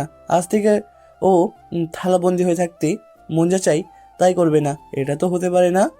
একথা বলে ভাই ইভাকে রুম থেকে বের করে দরজায় তালা লাগিয়ে দিল। আমি শুধু বোকার মতো তাকিয়ে আছি, কিছু বলার সাহসটুকু আমার নেই। আর এখানে তো আমার কোনো দোষই নেই, সব দোষই ফারিয়ার। ও কেন এসেছিল এখানে? আমি তোরে বলিনি যে তুমি আমাকে জড়িয়ে ধরে ঘুমাও?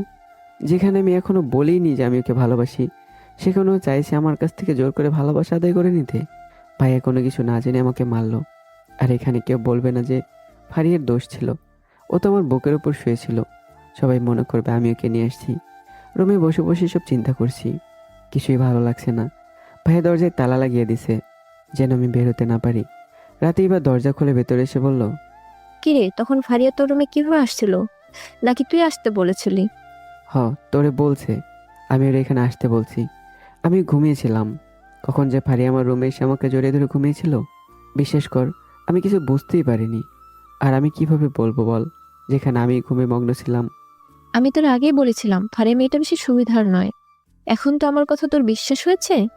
আসলে এটা সত্যি যে ফারিয়া মেয়েটা বেশি বেশি করছে। ভেবেছিলাম ওকে হ্যাঁ বলবো, কিন্তু এর আগেও যা শুরু করেছে না, আজকে সবার কাছে আমাকে খারাপ বানিয়ে দিল। সবাই হয়তো মনে করেছে আমি ফারিয়াকে বলছি ও যেন আমার রুমে আসে, কিন্তু ইভা বিশ্বাস কর তুই। তোর কিচ্ছু বলতে হবে না, আমি এখন গেলাম। ভাইয়া যদি জানতে পারে না আমি এখানে আসছি, তাহলে আমার অবস্থা আরো খারাপ করে দিবে। আচ্ছা যা। ইভা যাওয়ার পর আমি আবারও একা হয়ে গেলাম। রাতে সুমন আসছিল, ও ওকে ভাইয়া উল্টাপাল্টা বুঝে বাসায় পাঠিয়ে দিয়েছে। আজকে 2 দিন হলো আমি রুমে বন্দি। কেউ দরজা খুলতে এলেই ভাইয়া বকাঝকা করে। শুনেছি ফারিয়া নাকি সেই দিনই বাড়িতে পাঠিয়ে দেওয়া হয়েছে। বেশ ভালোই হয়েছে মনে করি আমি। ফাউল মেয়ে কোথাকার, জোর করে মনে হয় সব কিছু আদায় করতে চায়। সকালে রুমে বসে বসে ফোনে ভিডিও দেখছি, এছাড়া তোর কোনো কাজ নেই। রুম থেকেও তো ভাইয়া বেরোতে দেয় না। হঠাৎ দিকে রাসেল ভাই কল দিল। আমি ফোন রিসিভ করে বললাম, হ্যাঁ বড় ভাই বলেন। তোরা যে আমি বলছিলাম, পরে তো আর কিছু বললি না। সরি বড় ভাই, আপনাকে জানাতে মনে ছিল না। আসলে আমি এই কাজ করতে রাজি আছি, তবে এই কাজ একটু রিস্ক বেশি। বলবেন যেন আমার বেতনটা একটু বাড়িয়ে দেয়। আরে এই নিয়ে তোর কোনো চিন্তা করতে হবে না, আমি কথা বলে রাখছি। তোরা আমি ঠিকানা মেসেজ করে দিচ্ছি, গিয়ে দেখা কর যা। আজকে কি যেতে হবে বড় ভাই? আজকেই যাবি কেন? কোনো কাজ আছে নাকি আবার তোর? না, আমার আবার কিসের কাজ? আচ্ছা ঠিক আছে, আমি গিয়ে দেখা করছি। আমার নাম বলবি গিয়ে, তাহলে তোর আর কিছু বলতে হবে না। ওকে ভাই। কল কেটে দিয়ে চিন্তা করছি কিভাবে রুম থেকে বের হব। ভাইয়া সোফায় বসে আছে, কি যে বলি। আমি আম্মুকে ডাক দিলাম। আম্মু এসে বলল, বল কি হয়েছে? আম্মু, সেদিনে তোমাকে বলেছিলাম একটা চাকরির কথা। আজকে বড় ভাই কল দিয়েছিল, বলেছে গিয়ে দেখা করতে। যদি রুমের দরজাটা একটু খুলে দিতে। দাঁড়া, তোর ভাইয়ের সাথে আমি কথা বলি। এর মাঝে আবার ভাইয়াকে বলছো কেন? ও জানতে পারলে আমাকে বকা দিবে। কিন্তু আম্মু আমার কোনো কথা শুনতেই চায় না। এখন গিয়ে ভাইয়াকে বলবে, আর ভাইয়া সে বলবে এসব মিথ্যা কথা আমার কাছে বলবি না, যত জ্বালা আছে সব শুধু আমার। কিন্তু আমাকে অবাক করে দিয়ে একটু পর আম্মু ঘরের দরজা খুলে দিয়ে বলল। তোর ভাই যেতে বলেছে। আমি রুম থেকে বেরোতেই ভাই ইভাকে ডেকে ওর কাছে বাইকে চাবি দিয়ে বলল, ওকে বলবি যেন কোনো ঝগড়াতে যেতে না হয়, আর তুই সাথে যা ওর। ভাইয়ের কথা মতো ইভা আমার কাছে এসে বলল। এখন তাহলে চল যাই। আমি বাসা থেকে বের হয়ে বললাম, শুধু রাগ দেখায় আমার উপর, নিজের শালিকে কিছু বলতে পারে না। আচ্ছা এখানে আমি কি দোষ করলাম বলতো? ইভা আমার হাতে বাইকে চাবি দিয়ে বলল। এখন এত কথা বলতে হবে না, চল তো। ইভা আমার পেছনে বসেই বলল, দেখিস আবার জোরে টান দিবি না। এত আগে ভাই আমি মরতে চাই না। আজকে তোরে মারবো আমি, আমার পাশে বসলি কেন? কুত্তা, ভালো হবে না কিন্তু এমন করলে, বলে দিচ্ছি। আচ্ছা বোন, তুই কোনো কথা বলিস না তো, এখন একটু চুপ করে বসে থাক বলছি। ইভাকে নিয়ে সরাসরি রাসেল ভাইয়ের বলে তো ঠিকানায় চলে গেলাম। বাইক থেকে নামতেই ইভা বাসা দেখে বলল, ভাই, তুই আমাকে কোথায় নিয়ে এলি? দেখে তো সবকিছু একদম রাজপ্রাসাদের মতো লাগছে। কথা বলিস না তো, চল এখন ভেতরে যাই, দেখি কি বলে। দেখি কি বলে মানে? তুই কি আগে থেকে কথা বলে এখানে আসিস নয়? আরে না, সব কিছু হয়েছে রাসেল ভাইয়ের মাধ্যমে। এখন একটু তুই চুপ থাক, আমি দেখছি বিষয়টা। দরজায় কলিং বেল দিতেই একটা মধ্যবয়স্ক মহিলা এসে দরজা খুলে দিল। আমাদের দেখে বলল, কি চাই তোমার এখানে? জি আন্টি, রাসেল ভাই বলেছিল আমাকে এখানে আসতে। আমার কথা শুনে মহিলাটা বলল, নিতুর আব্বু শুনছো, রাশের লোক পাঠিয়েছে। ঠিক আছে, ওদের তুমি ভিতরে নিয়ে আসো। ভেতরে গিয়ে দেখে একজন মুরব্বী বসে আছে। দেখে একদম ইংরেজের রাজার মতোই লাগছে। আমি সালাম দিয়ে বললাম, আসসালামু আলাইকুম স্যার, ভালো আছেন? রাসেল ভাই আমাকে বলেছিল যে এখানে আসতে। স্যার বলতে হবে না, আঙ্কেল বলো, সমস্যা নেই। এখন তো আমার বাসায় আছি। আর কি কি বললো রাসেল? বলেছে যেন আপনার সাথে দেখা করি, যদি আমাকে পছন্দ হয় তাহলে আমাকে এখানে কাজ দেবেন, নাহলে যেন আমি চুপচাপ বের হয়ে চলে যাই। সে না হয় বুঝলাম, তুমি পারবে তো বডিগার্ডের কাজ করতে? জি আঙ্কেল, আর পারবো না এমন কিছু নেই পৃথিবীতে, চেষ্টা করলে সব কিছুই সম্ভব। গুড, তোমার কথা শুনে খুশি হয়েছি। আর তোমার সাথের এই মেয়েটা? এবার সালাম দিয়ে বলল, জি আঙ্কেল, আমি ওর চাচাতো বোন। আচ্ছা, সব কিছু বুঝলাম। আচ্ছা, যেহেতু আমার মেয়ের সাথে একটু কথা বলে নাও। কিরে নিতু, কই তুই? একটু নিচে আয় তো। আঙ্কেলের কথা শুনে একটা মেয়ে নিচে আসতে লাগলো। আরে, এটা তো সেদিনের মেয়েটাই যাকে আমি লিপ কিস করেছিলাম। এরে, কাজ হয়েছে আজকে। আমি মনে হয় শেষ আজকে। যা একটু চাকরির আশা করেছিলাম সেটা বুঝি শেষ হয়ে গেল। তবে আজকে যে আমার 12টা থেকে 13টা বাজবে এটা আমি খুব ভালো করেই জানতে পারছি। হে ওপরওয়ালা, ভালোই ভালো আমাকে এখান থেকে বাঁচিয়ে দিন। তবে এর নাম নাকি আবার নিতু। নামটা তো খুব সুন্দর আছে, মানা যায়। নামের চাইতে ওর চেহারা আরও মধুর মনে হচ্ছে। নিতু মেয়েটা এসে ওর বাবাকে বলল, জি পাপা, বলো কি হয়েছে? আর তোমাকে না বলছে আমাকে যখন তখন ডাকবা না? জানো না আমি কতটা বিজি থাকি সব সময়। নিতুর কথা শুনে ওর বাবা বলল, ইসমা, আমার তো মনেই ছিল না। আমি সেই দিন বলছিলাম না তোর জন্য একটা বডিগার্ড রাখবো? এই হলো সেই ছেলে, ভালো করে একটু দেখে নে। আজ থেকে ও তোর বডিগার্ড। কথা বলতেই নিতু আমার দিকে তাকিয়ে লাফ দিয়ে আমার গলা চেপে ধরে বলল, বাবা, এই হলো সেই ছেলে যে আমাকে সেদিন কিস করছিল। আর কত বড় সাহস বাবা আমাকে কিস করে। আজকে তোকে আমি ছাড়বো না। আবার আমাদের বাসায় আসছে আমার বডিগার্ড হওয়ার জন্য। ওকে তো আমি কোনোভাবেই ছাড়বো না। নিতুর বাবা ওকে জোর করে ছাড়িয়ে বলে, এমন করে না মা। আর ওকে আজকে তুমি প্রথম দেখছো, ও এর আগে আমাদের বাসায় আগে আসে নাই। আঙ্কেলের সাথে তাল মিলিয়ে আমিও বললাম, জি নিতু ম্যাডাম, আঙ্কেল যা বললো তা ঠিক।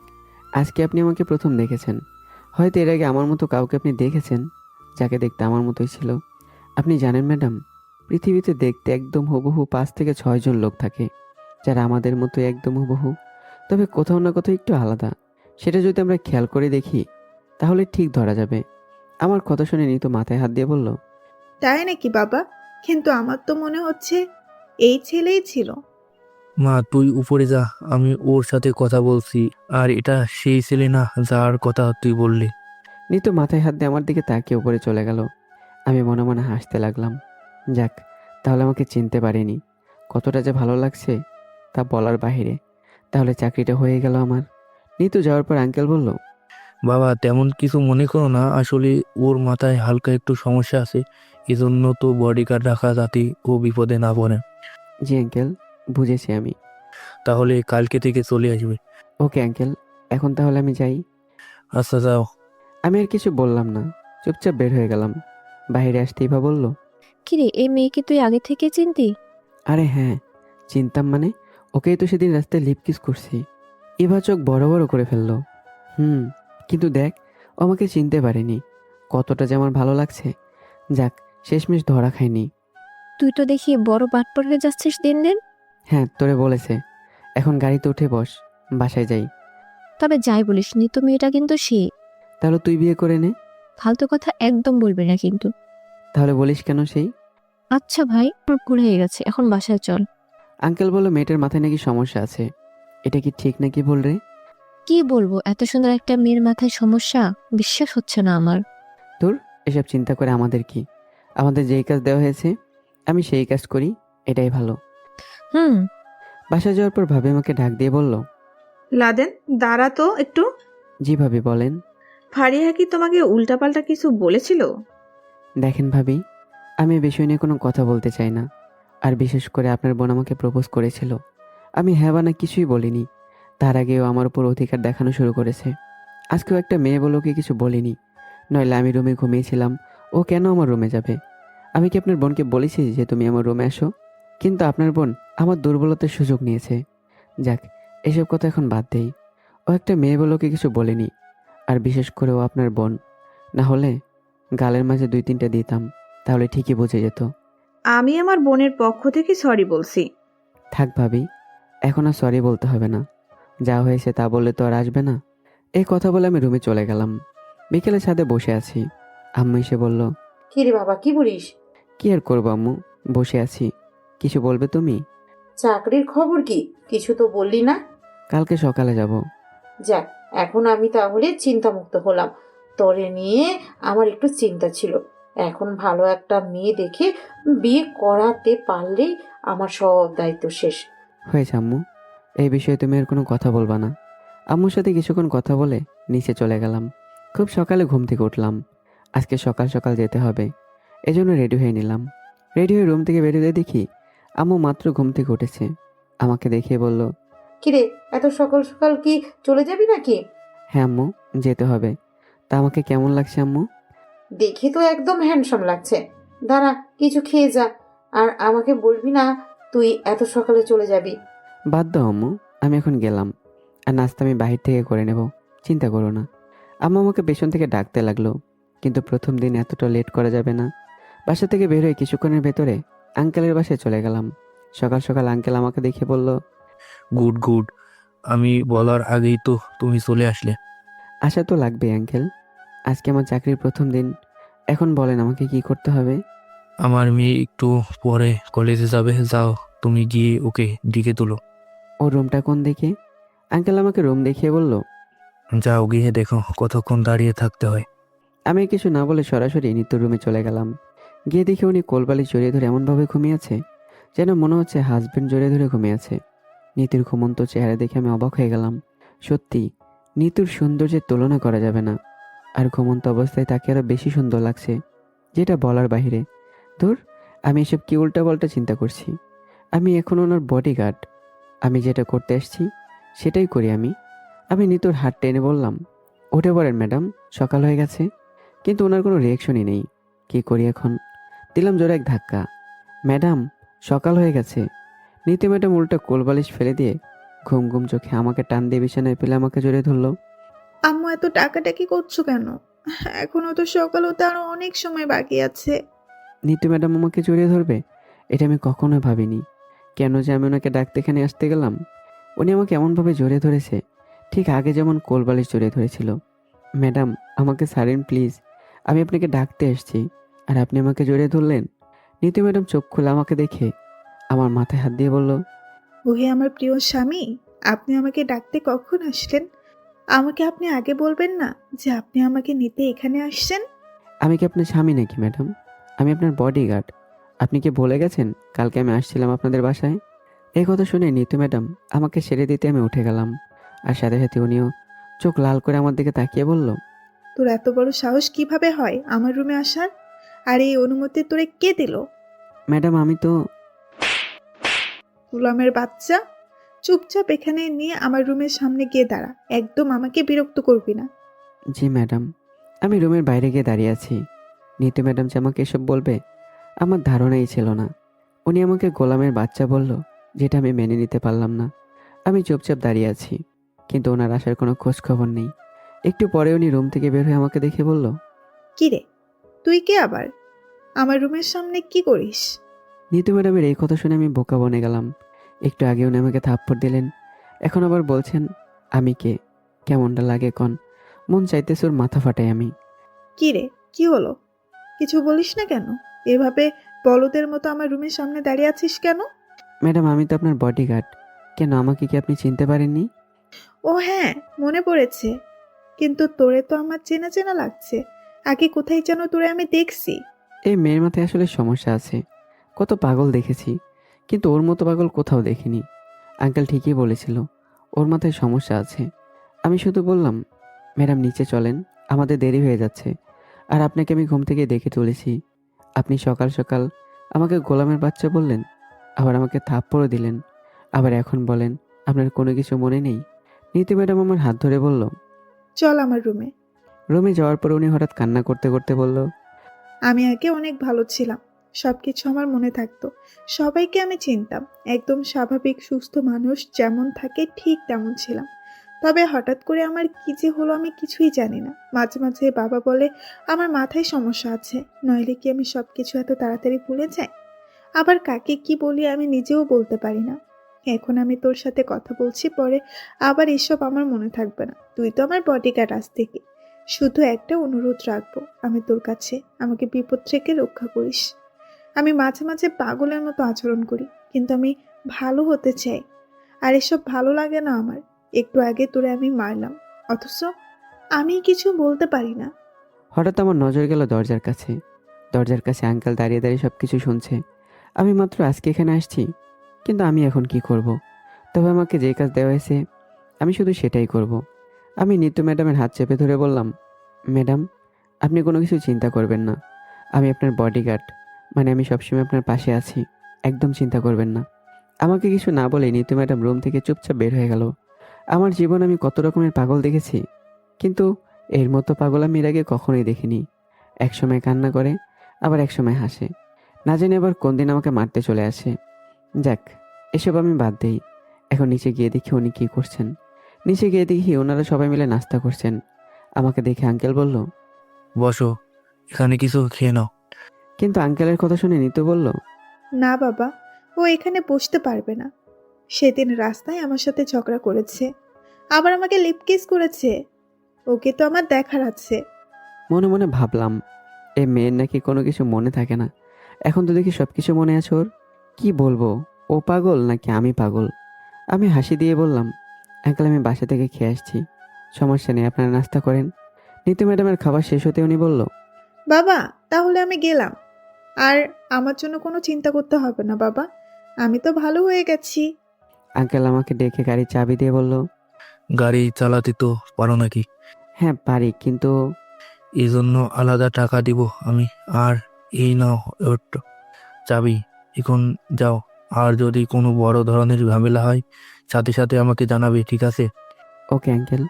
আমি বাসা থেকে বের হয়ে গাড়ির সামনে গিয়ে গাড়ির দরজা খুলে বললাম, ম্যাডাম আমাদের কি দেরি হয়ে যাচ্ছে নাকি?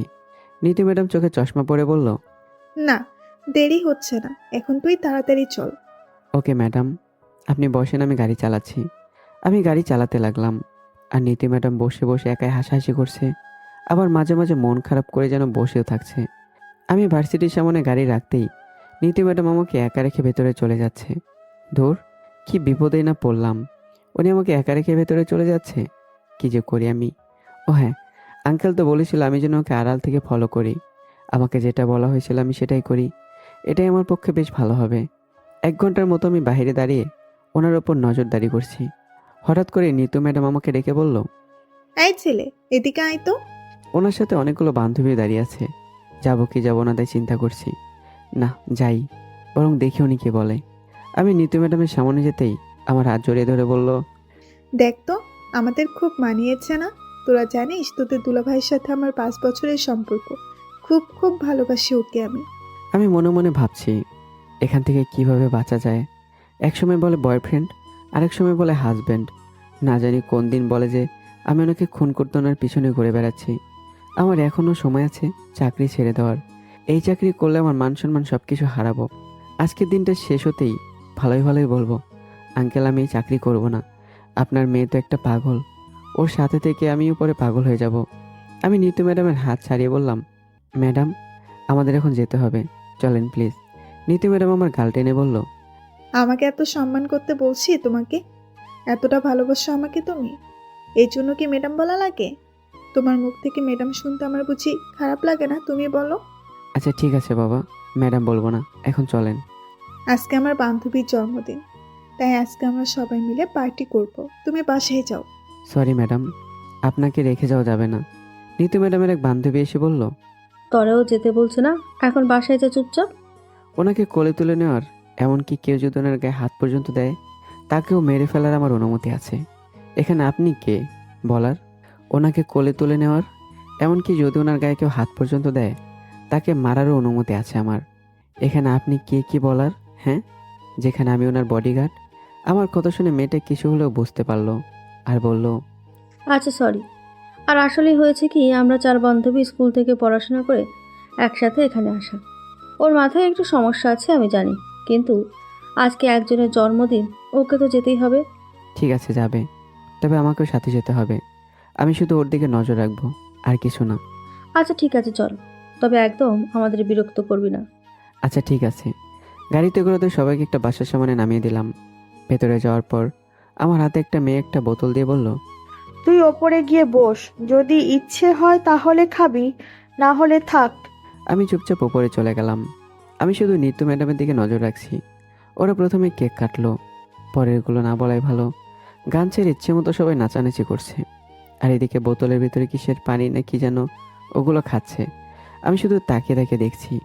বাবা মায়ের টাকা হলে মেয়েরা বা ছেলেরা কত কিছু করে তার কোনো হিসাব নেই। সব কয়টাকে দেখে আমার একদম ফালতু মেয়ে মনে হচ্ছে। ঘণ্টাখানিক পর নাচতে নাচতে সব কয়টার অবস্থায় সিরিয়াস হয়ে গেল। নীতি ম্যাডাম তো সোফার উপরে পড়ে আছে।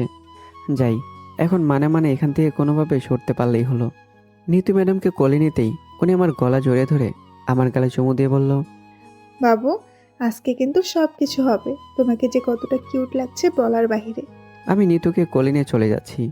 এমন সময় পিছন থেকে একটা মেয়ে ডেকে বলল, ওর বাবাকে বলিস ওকে যেন পাবনার পাগলাখানায় রেখে আসে। জীবনে আমরা কত পাগল দেখেছি, কিন্তু ওর মতো কোনো পাগল দেখিনি। বান্ধবী যতই খারাপ হোক তার সামনে তাকে কিছুই বলা যায় না। আমার তো মনে হয় আপনারা ওর বান্ধবী নয়, ওকে মনে হয় শুধু টাকা পয়সার জন্য ব্যবহার করছেন। আমার কথা শুনে মেয়েটা রেগে বলল, তরে চুপ করেন, না হলে গালের মাঝে ঠাস করে একটা চর বসিয়ে দেব, যত সব ফালতু মেয়ে। আমি নিতু ম্যাডামকে গাড়িতে বসাতেই ও আমার শার্ট খুলতে লাগলো। আসলে ওর অবস্থা খুব বাজে হয়ে গেছে। এসব ফালতু মেয়েদের সাথে থেকে থেকে আমার মনে হচ্ছে ও তাই হয়ে যাচ্ছে। আমি নিতু ম্যাডামকে কোনোভাবে আটকে রাখছি, কিন্তু উনি আমার বুকে কামড় দিচ্ছে আর গলায় এমনভাবে ধরেছে যেন ওনার নোক আমার গলার মাংস তুলে নিচ্ছে। ভালো ভালো ওনাকে নিয়ে বাসায় চলে গেলাম। নীতু ম্যাডামকে কোলে নিয়ে ভেতরে যেতে আঙ্কেল বলল, কি হয়েছে বাবা ওর? আর বলবেন না আঙ্কেল, কতগুলো বাজে মেয়ের পাল্লায় পড়ে কি যে উল্টাপাল্টা খেয়েছে ও। আচ্ছা যাও, ওকে রুমে রেখে আসো। নীতু ম্যাডামকে ওনার রুমে গিয়ে বিছানায় রাখতেই উনি আমার গলা কোনোভাবেই ছাড়ছেনই না। আমাকে এমনভাবে জড়িয়ে ধরে রেখেছে যেন আমাকে আর ছাড়বেই না। কোনোভাবে ওনাকে ছাড়াতেই নীতু ম্যাডাম ঘুম ঘুম চোখে বলল, আমাকে প্লিজ তুমি একা রেখে যাবে না, আমার খুব ভয় হচ্ছে।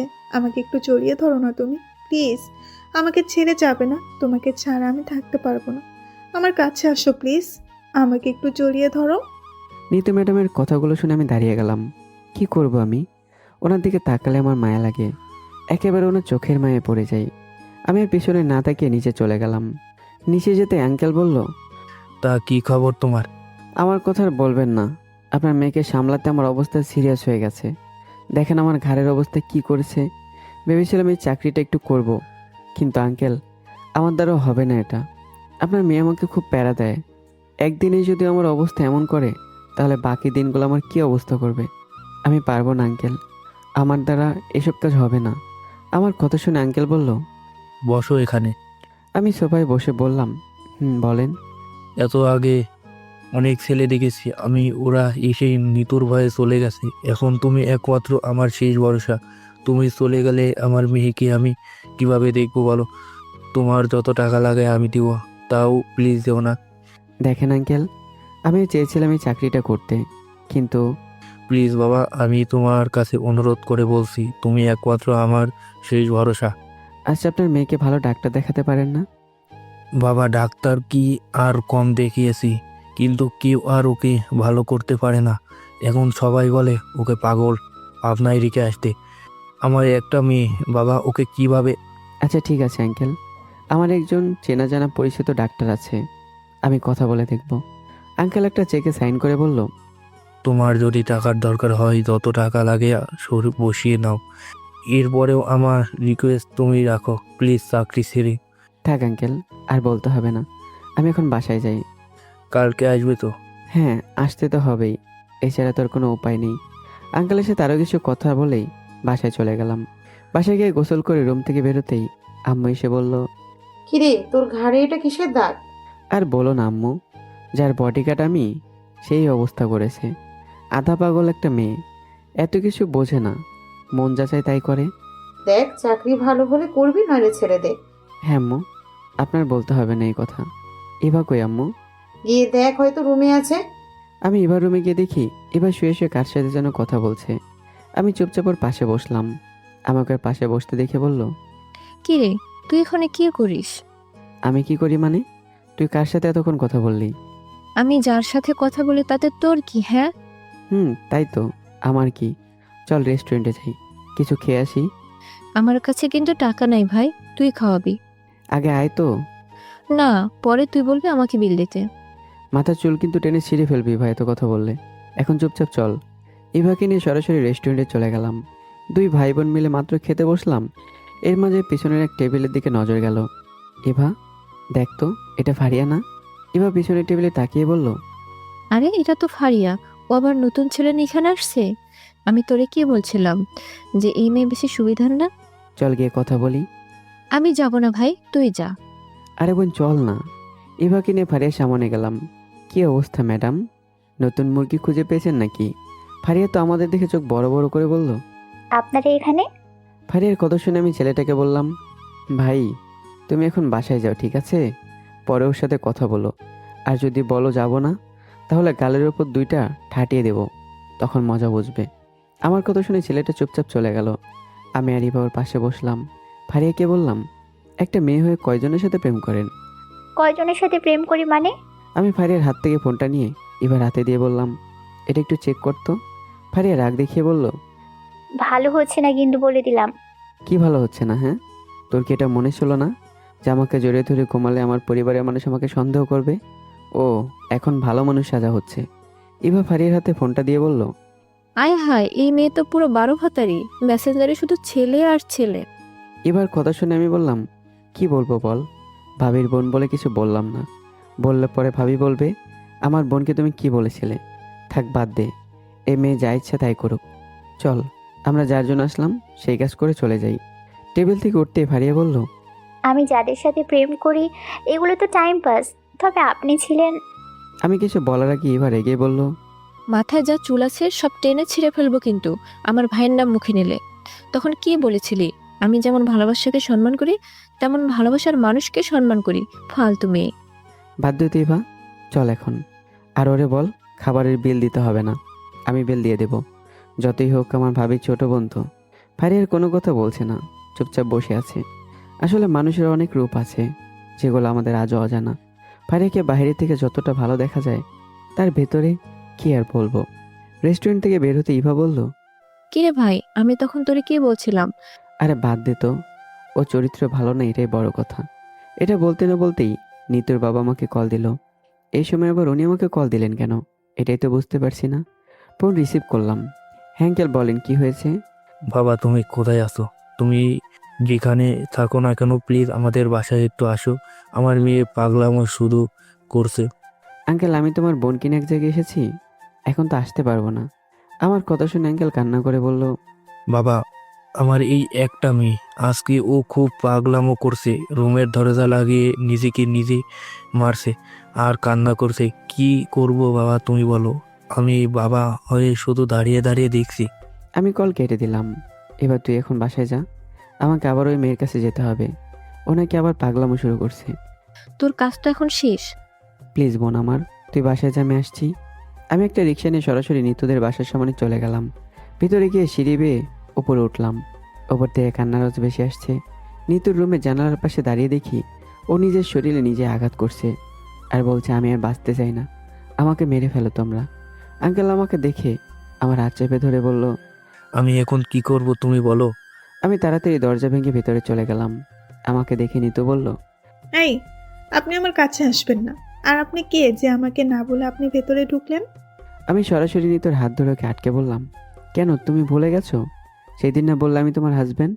মেরে মেরে নিজের অবস্থা কি করেছো? হ্যাঁ আমাকে ছেড়ে দেন বলছি, ভালো হচ্ছে না। আমি মরতে চাই, আমি আর বাঁচতে চাই না। এমন করে বলো না, দেখো তোমার আব্বু আম্মু কান্না করছে। না, আমার কোনো বাবা মা নেই, আর ওনারা তো আমাকে মারতে চাইছে। একদম চুপ করে বসে থাকো, পাগলামো করতে পারবে না। আপনি যান এখান থেকে, নইলে কিন্তু আমি চিৎকার করব। আমি না তোমার হাজব্যান্ড? নিতু আমার গলা চেপে ধরে বলল, তোর আমি যেতে বলছি না এখন এখান থেকে, যা বলছি, নইলে কিন্তু আমি কান্না করব। আমি গেলে তুমি কিছু করবে না তো? চুপচাপ ঘুমিয়ে পড়ো। তুই আগে রুম থেকে বেরিয়ে যা বলছি। আমি নিতুর কথা শুনে রুম থেকে বের হয়ে গেলাম। বাইরে গিয়ে দেখছি নিতু কি করতে চাইলো না, এখন চুপচাপ শুয়ে আছে। আমি আঙ্কেল আর আন্টিকে বললাম, নিচে চলেন আপনারা। আমি নিচে গিয়ে সুমনকে কল দিলাম। সুমন ফোন রিসিভ করে বলল, হুম, বল কি হয়েছে? তোর বোনকে একটু নিয়ে আয় তো, আমি একটা ঠিকানা দিচ্ছি, তাড়াতাড়ি আয়। আপু তো এখন হাসপাতালে আছে। হাসপাতাল থেকে ধরে নিয়ে আয়, আমার খুব কাছের একজন মানুষ অসুস্থ হয়েছে, তুই একে প্লিজ এখানে নিয়ে আয়। আচ্ছা আমি দেখছি, তুই একটু বস। ফোন কেটে দিতে আঙ্কেল বলল, কার সাথে কথা বললো? এই তো আমার বন্ধুর সাথে, আমার বন্ধুর বড় বোন, সে ডাক্তার, দেখি উনি কি বলে। কিছুক্ষণ পর সুমন আর ওর বড় বোন চলে আসলো। আমি সুমনের বোনকে উপরে নিয়ে গিয়ে নিতুর বিষয়ে সব কিছু বললাম।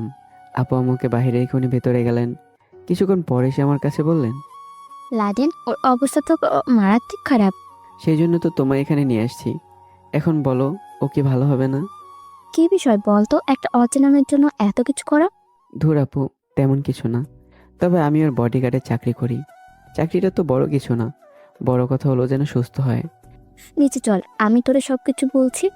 নিচে যাওয়ার পর আপু বলল, ওকে ধরে রাখার মতো শক্তিশালী কাউকে লাগবে, আর আমি চাই এমন একজন হোক যেন ও সবসময় এই মেয়ের কাছে থাকে, যাতে ও শুধু ওকে একটু ভালো করে চেনে। আর আমার যতটা সম্ভব আমি চিকিৎসা করব। ভালো হবে নাকি তা আমি বলতে পারবো না, তবে আমি আমার সবটা দিয়ে চেষ্টা করব। আপুর কথা শুনে আবার আঙ্কেল বলল, অনেক অনেক ধন্যবাদ মা তোমাকে।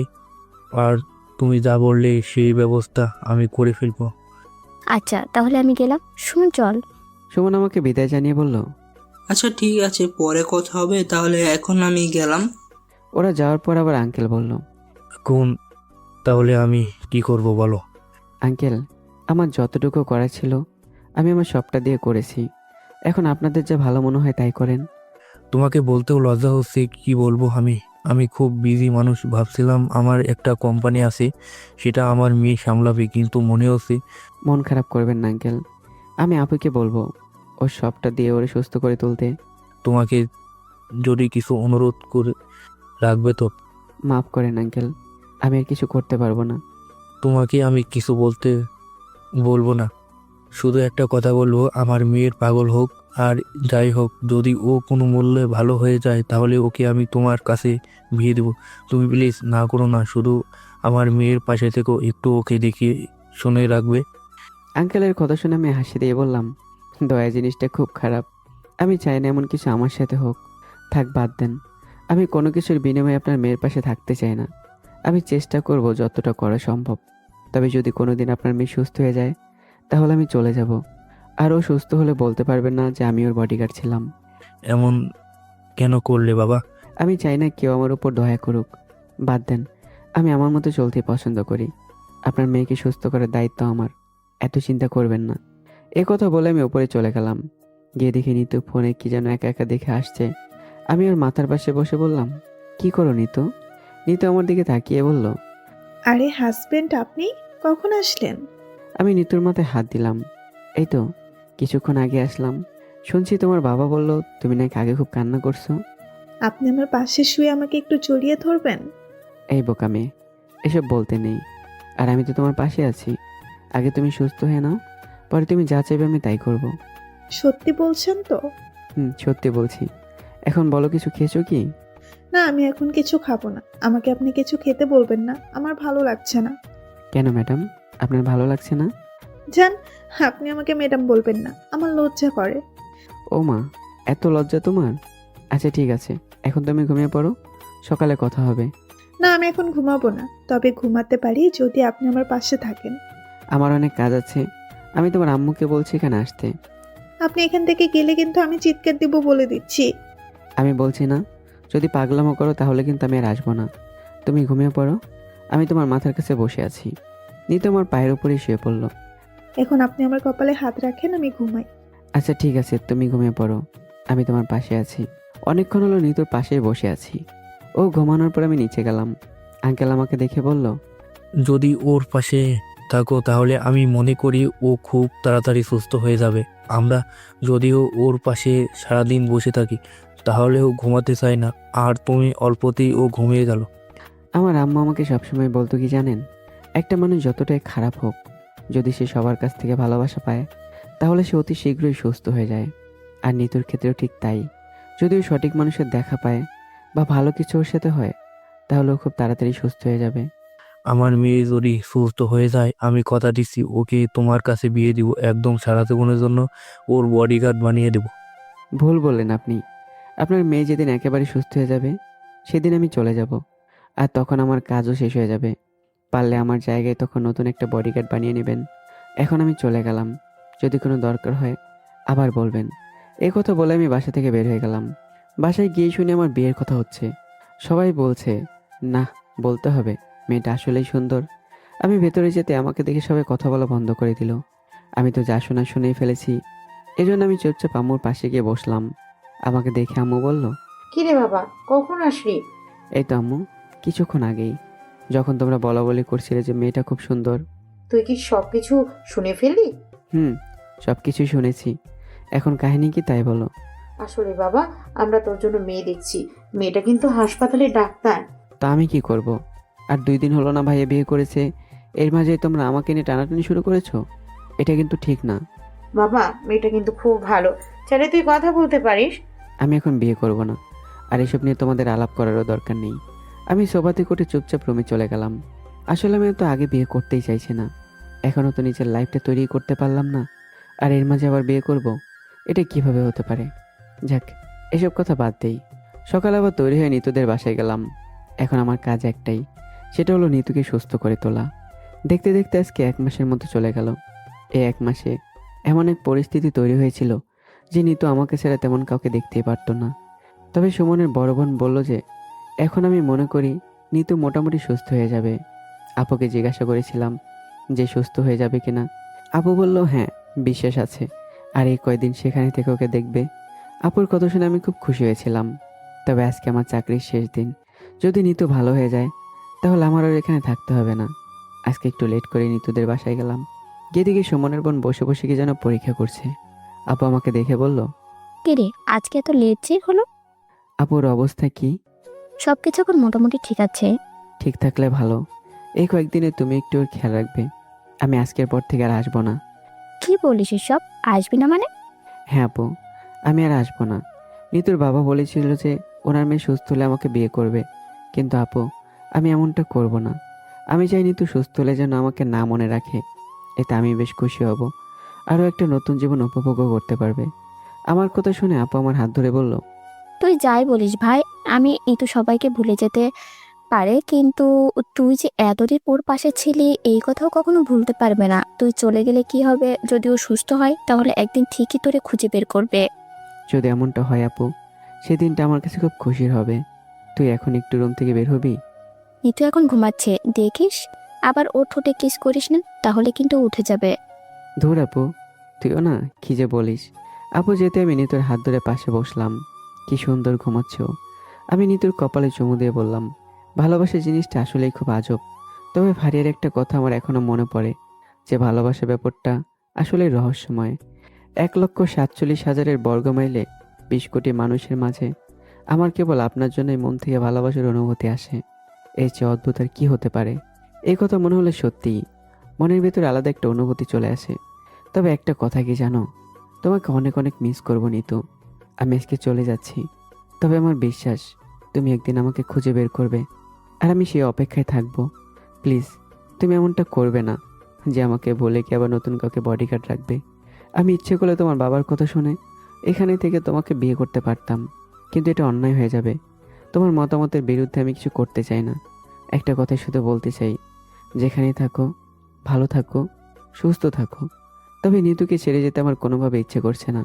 এতদিন আমি এর পাশে ছিলাম, আর আজকে ওকে ছেড়ে চলে যেতে হবে এটা মানতে পারছি না। কতটা যে খারাপ লাগছে আমার, তা বলার বাহিরে। রুম থেকে বের হতেই আপু আমাকে দেখে বলল, সবকিছু ছেড়ে দেওয়া যায়, তবে ভালোবাসার মানুষকে ছেড়ে দেওয়া যায় না। কি বলিস আপু? ভালোবাসার মানুষ মানে? আজকে বাসায় গিয়ে তুই তোর মনকে প্রশ্ন করিস তো, এই মেয়েকে তুই পছন্দ করিস কিনা। আমি জানি তোর মনের ভেতরে কি চলছে, কিন্তু কাউকে বলতে পারছিস না। কয়েকটা দিন তো থেকে যা। আমি চাই না আমাকে নিতু চিনে ফেলুক। থাক তুই। আমি জানি তুই কতটা কষ্ট করেছিস ওর জন্য। তোরে অনেক ধন্যবাদ। থাক, ধন্যবাদ দিতে হবে না। ছোট ভাইয়ের বইয়ের জন্য এতটুকু করতে পারবো না কেন বল? তুই শুধু বারবার একই কথা বলিস। যা, ভালো লাগছে না আমার। নিচে গিয়ে দেখি আঙ্কেল বসে কি যেন তৈরি করছে। আমাকে দেখে বলল, তা বাবা, কি খবর তোমার? এই তো আছি আঙ্কেল, মোটামুটি। নিতুর কি খবর? খুব তাড়াতাড়ি সুস্থ হবে, চিন্তার কোনো কারণ নেই। তবে আজকে আমার শেষ দিন। আঙ্কেল এবার আমার দিকে তাকিয়ে বলল, কি বলছো এইসব? হ্যাঁ আঙ্কেল, আজকে আমার শেষ দিন। তবে আমার একটা অনুরোধ রাখবেন আপনি। বলো বাবা। নিতু সুস্থ হতেই আপনি কি অফিসের সব দায়িত্ব বুঝিয়ে দেবেন। তার মাঝে মাঝে আপনি কি সব কিছু দেখাশোনাও করবেন। আমি মনে করি নিতু দায়িত্ব পেয়ে আরও সুস্থ হয়ে যাবে। তবে আমার কথা ওকে কখনো বলবেন না। আমি তোমাকে সব কিছু দিতে চেয়েছিলাম, কিন্তু তুমি... আঙ্কেল, আমার বাবা আমার জন্য অনেক কিছু রেখে গিয়েছে, তবে টাকা দিয়ে কি আর সুখ কেনা যায়। আমি যতটা সম্ভব নিতুর জন্য চেষ্টা করেছি। তবে একটা রিকোয়েস্ট, আপনি ওকে কিছু বলবেন না। ওর যদি মনে পড়ে তো একদিন আমাকে খুঁজে বের করবে। আমার কথা শুনে আঙ্কেল একটা হাসি দিয়ে বলল, এতদিন তুমি ওর পাশে ছিলে, আর নিতু তোমার কথা ভুলে যাবে, এটা কিভাবে হতে পারে? আমি তো বিশ্বাস করি না। তবে তুমি যেহেতু চলে যেতে চাও, যদি হঠাৎ করে কোনো দিন আমার সামনে পড়ো, তাহলে কিন্তু আমি তোমাকে ছাড়বো না। পরেরটা পরে দেখা যাবে। তাহলে কি আমি যাবো আঙ্কেল? আঙ্কেল আমার হাত ধরে বলল, তোমার মতো ছেলে হয়তো আমি খুঁজে পাবো না। বাবা, আমাকে কথা দাও, এই 1 বছরের ভিতরে তুমি বিয়ে করবে না? আমি জানি আমার মেয়ে সুস্থ হওয়ার পর তোমাকে খুঁজে বের করবে। জি আঙ্কেল, আমি চেষ্টা করব। আর আমি নিতুর ভালোর জন্য সব কিছু ছেড়ে চলে যাচ্ছি। আগে হয়তো একসময় ও পাগল বা ওর মাথায় সমস্যা ছিল, কিন্তু যখন ও সুস্থ হয়ে যাবে তখন আমি চাই না ও নতুন করে সব কিছু জানুক। আর এতে যদি ওর ভালো হয় আমি সেটাই চাইবো। গেলাম আঙ্কেল, ভালো থাকবেন। বাসায় গিয়ে দেখি একটা মেয়ে আমাদের বাসায় বসে আছে। মেয়েটাকে দেখে আমি কিছু বললাম না, হয়তো বেড়াতে এসেছে। আম্মা আমাকে দেখে বলল, বাবা এখানে আয় তো, তোর সাথে একটু কথা ছিল। আমি কিছু বললাম না, চুপচাপ রুমে চলে গেলাম। আমার পেছনে ইভা এসে বলল, ভাইয়া, চাচি ডাকছে। আমি এবার কথা কানে না নিয়ে ওয়াশরুমে চলে গেলাম। নিতুকে আমি ছেড়ে আসতে চাইনি, কিন্তু কখনো যে ওকে ছেড়ে আসা লাগবে এটা চিন্তাও করিনি। মনটা আজকে অনেক খারাপ হয়ে গেছে। এমনটা আমার সাথে না হলে খুব ভালো হতো। আর এখানে সব দোষ তো আমারই। আমি আমার নিজের ইচ্ছাতে এমন করেছি। আঙ্কেল তো বলেছিল যে থেকে যাও, আমি আমার মেয়েকে তোমার কাছে বিয়ে দেবো। চোখে আমাকে পানি দিয়ে ওয়াশরুম থেকে বের হলাম। এবার আমাকে দেখে বলল, কিরে তোর চোখ লাল কেন? জেনে কি করবি বল তুই? কি হয়েছে বল ভাইয়া আমাকে। নিতুকে ছেড়ে চলে আসছি, আর কখনো ওখানে যাওয়া হবে না। এই জন্য মন খারাপ? হুম। নিতুকে পছন্দ করিস তুই? তোর কথার জবাব আমি এখন দিতে পারবো না, তবে আমি তোর একটা কথাই বলতে পারি, ওর সাথে থাকতে থাকতে ওকে আমার মনে ধরেছে। আমার বান্ধবী কয়েকটা লাইন বলতো। জানিস ওটা হলো, মিস করি তোমায় অনেক, বলতে পারি না। আমি মরলে বুঝবা ঠিকই, কিছু বলতে পারবো না। কান্না করে বলবে তখন ভালোবাসি তোমায়, হাজার ডাকলে আসবো না, বলবো না ভালোবাসি তখন। প্রত্যেকটা লাইনগুলোতে আবেগ আর মায়া জড়িয়ে আছে। খুব পছন্দ হয়েছে। তবে তোর বান্ধবী সত্যি কথাই বলেছে। আমি শুধু এখন নিতুকে মিস করব, এছাড়া হয়তো আর কিছু করতে পারবো না। আবার তাহলে ওর কাছে ফিরে যা ভাইয়া। না রে, ও এখন নতুন করে বাঁচতে শিখবে। আর আমি চাই না আমার মতো একটা সাধারণ বডিগার্ডের জন্য ওর জীবনে অন্য কিছু চলে আসুক। আমি মনে করি কি জানিস ভাইয়া, তুই সবসময় একটা লাইন বেশি বুঝিস, নিজে চলে এলি আবার নিজেই কষ্ট পেলি। বাদ দে তো এখন এইসব। ওই বাইরের মেয়েটাকে তো চিনলাম না, কেউ। ওর সাথে তোর বিয়ের কথা চলছে। চলছে বললে ভুল হবে, এখন শুধু দিন তারিখ ঠিক হয়ে বিয়ে হবে তোদের। মেয়েটা আসছে তোর সাথে কথা বলতে, যা গিয়ে কথা বল। দেখ বোন, আমার এখন মুড খারাপ, আমি কথা বলতে পারবো না। আমার বদলে তুই গিয়ে কিছু বলে ওকে বিদায় করে দে প্লিজ। আমি পারবো না ভাই, তুই কে দেখ। তোর সাথে কথা বলবে বলে এতক্ষণ বসেছিল। আমার সাথে এখন জুলুম করিস কেন ইভা? আমাকে একটু শান্তিতে থাকতে দিবি না? প্লিজ তুই গিয়ে একটু আম্মুকে বুঝিয়ে বল যে আমি এখন বিয়ে করতে পারবো না। আমার কিছু করার নাই ভাই, ভাবির বান্ধবী নাকি শুনছি আমি। লাদেন, কি করো তুমি? ভাবিকে দেখেই বললাম, আপনার মাথা খারাপ হয়ে গেছে ভাবি, আমি এখন বিয়ে টিয়ে করতে পারবো না। এটা আমাকে বললে কি হবে? যাও গিয়ে তোমার বড় ভাইকে বলো। ভয় দেখান কেন ভাবি? আপনি বিষয়টি একটু বোঝার চেষ্টা করেন। আমি কিছু বুঝি না। ইভা, আমার সাথে চল তো। আর তুমি মেয়ের সাথে কথা বলো, ঠিক আছে? তবে উল্টাপাল্টা বললেও কিছু হবে না, বলে দিচ্ছি। আমার বান্ধবী কিন্তু সব কিছু জানে তোমার সম্পর্কে। একথা বলে ভাবি চলে গেল। আর অচেনা একটা মেয়ে যে সোফায় বসেছিল সেই মেয়েটা ভেতরে এলো। মেয়েটাকে দেখে আমি দাঁড়িয়ে বললাম, বসেন এখানে। আমার কথা শুনে মেয়েটা বলল, না, আমি দাঁড়িয়ে ঠিক আছি, সমস্যা নেই। এতক্ষণ আমি বসেছিলাম। জি এখন বলেন। আমি শুধু বলবো, আপনি কিছু বলবেন না? কাউকে কিছু বলতে হবে না, এখন আমি বলবো তোমরা শুনবে। হঠাৎ করে ফারিয়াকে এখানে দেখে আমি একটু বোকাই হয়ে গেলাম। ও এখানে কি করছে? আর আমি তো ওকে এখানে আসতে বলিনি। ফারিয়া চুপচাপ এসে আমার পাশে দাঁড়িয়ে বলল, এই মেয়েটা কে? আমি ফারিয়ার কথা জবাব দিয়ে বললাম, আমি কিভাবে বলবো এই মেয়েটাকে? দাঁড়াও, ভাবিকে আমি ডাক দিচ্ছি। তুমি তোমার বোনের কাছ থেকে জেনে নাও কে মেয়েটা, নাকি সেদিনের মতো আবার বিরক্ত করতে এখানে চলে আসলে? সেদিনের জন্য সরি, আজকে এসেছি অন্য একটা কারণে। দেখো ফারিয়া, এই মেয়েটা অনেকক্ষণ হলো এখানে আসছে। তুমি এখন এখান থেকে যাও, না হলে আমি ভাবিকে ডাক দেবো কিন্তু। ডাক দেন, তাতে আমার কি? আমি ভাবিকে ডাক দিতেই ভাবি এখানে এসে ফারিয়াকে দেখে বলল, কি রে, তুই এখানে কি করছিস? ফারিয়া আমার হাত ধরে বলল, আমি যাকে পছন্দ করি তার কাছে আসছি আমি। আর আমি কোনোভাবেই জানতে পেরেছি যে ওর বিয়ের কথা চলছে কারোর সাথে। আমি ফারিয়ার হাত ছাড়িয়ে বললাম, দেখো, সেদিন তুমি আমার রুমে এসে আমার অনুমতি ছাড়া আমাকে জড়িয়ে ধরেছ। আমি কিছু বলিনি, কারণ তুমি ভাবির ছোট বোন, সেই হিসেবে তোমাকে সম্মান করি সে বলতে পারো। আবার এত এত ছেলের সাথে সম্পর্কে এখন আবার এসে বলছো আমাকে পছন্দ করো। সেদিন হোটেলে দেখেছি তো আমি তোমার আসল চরিত্র। সবার সামনে আমি সব কিছু বলতে চাইছি না, না হলে ঠাস করে একটা দেব, তখন সব কিছু বুঝে যাবে। এখন এখান থেকে যা বলছি। ফারিয়া মন খারাপ করে বলল, আপনি আমাকে এসব বলতে পারলেন? আমি সব কিছুই বলতে পারি, আর বলতে পারি না এমন কিছুই নাই। 12 ভাতারি মেয়ে কোথাকার। ভালো হচ্ছে না কিন্তু। আমি আবার ভাবিকে বললাম, ভাবি, আপনার বোনকে এখান থেকে নিয়ে যান বলছি, না হলে কিন্তু খুব খারাপ হয়ে যাবে বলে দিলাম। পরিস্থিতি সামাল দিতে আম্মু ভেতরে এসে বলল, ফারিয়া, তোমাকে আমি ভালো মেয়ে মনে করতাম, আর তুমি এসে কি শুরু করলে? ফারিয়া রুম থেকে বের হতে হতে বলল, কাজটা কিন্তু ভালো হয় নাই, এটাই বলে দিলাম। আর দেখেন সামনে আমি কি কি করি। একথা বলে ফারিয়া চলে গেল। ভাবি আমার দিকে তাকিয়ে বলল, আমার বোনের হয়ে আমি তোমার কাছে মাপ চাইছি। আর ও একটু বেয়াদব টাইপের মেয়ে, কিছু মনে করো না। আপনার বোন আমার কথা বলার মুডই নষ্ট করে দিল। এখন আমি কারোর সাথে কিছুই বলতে পারবো না। আমার কথা শুনে মেয়েটা বলল, আচ্ছা থাক, মন ভালো করেন আগে। আর আমি আপনাদের হাসপাতালের নতুন ডক্টর। যদি সময় হয় তো যাবেন আমাদের হাসপাতালে, সেখানে কথা হবে। এখন তাহলে আমি আসি। এই কথা বলে মেয়েটা চলে যাচ্ছে। আম্মু এসে বলল, এই কাজটা কি ঠিক করলি? মেয়েটা সেই কখন আসছে আর তুই এভাবে ওকে বিদায় করে দিলি? দেখো আম্মু, আমার মুড এমনিতে অনেক খারাপ। আর তোমাকে বলছি না আমি এখন বিয়ে করতে পারবো না, কিন্তু তাও শুনলা না। আমি বলছি আমাকে একটু সময় দাও, নিজেকে তৈরি করি, কিন্তু তাও দিচ্ছ না। তোমার কি মনে হয় না আমার সাথে তোমরা জুলুম করছো? এমনও তো হতে পারে যে আমি কাউকে পছন্দ করি। আমার নিজের পছন্দ বলতে কি কিছু নেই আম্মু? সত্যি তুই কি কাউকে পছন্দ করিস? এখন এসব জিজ্ঞাসা করে কি করবে? যা করার তা তো করেই ফেলেছো। আমি তোরে জিজ্ঞেস করতে চেয়েছিলাম, কিন্তু তোর ভাই যা করলো। তবে যদি কাউকে পছন্দ হয় তো তুলে নিয়ে আসবি, পরেরটা পরে আমি দেখব। এই না হলে কথার মতো কথা বললে আম্মু। আম্মুর সাথে আর কিছুক্ষণ কথা বলে খেতে চলে গেলাম।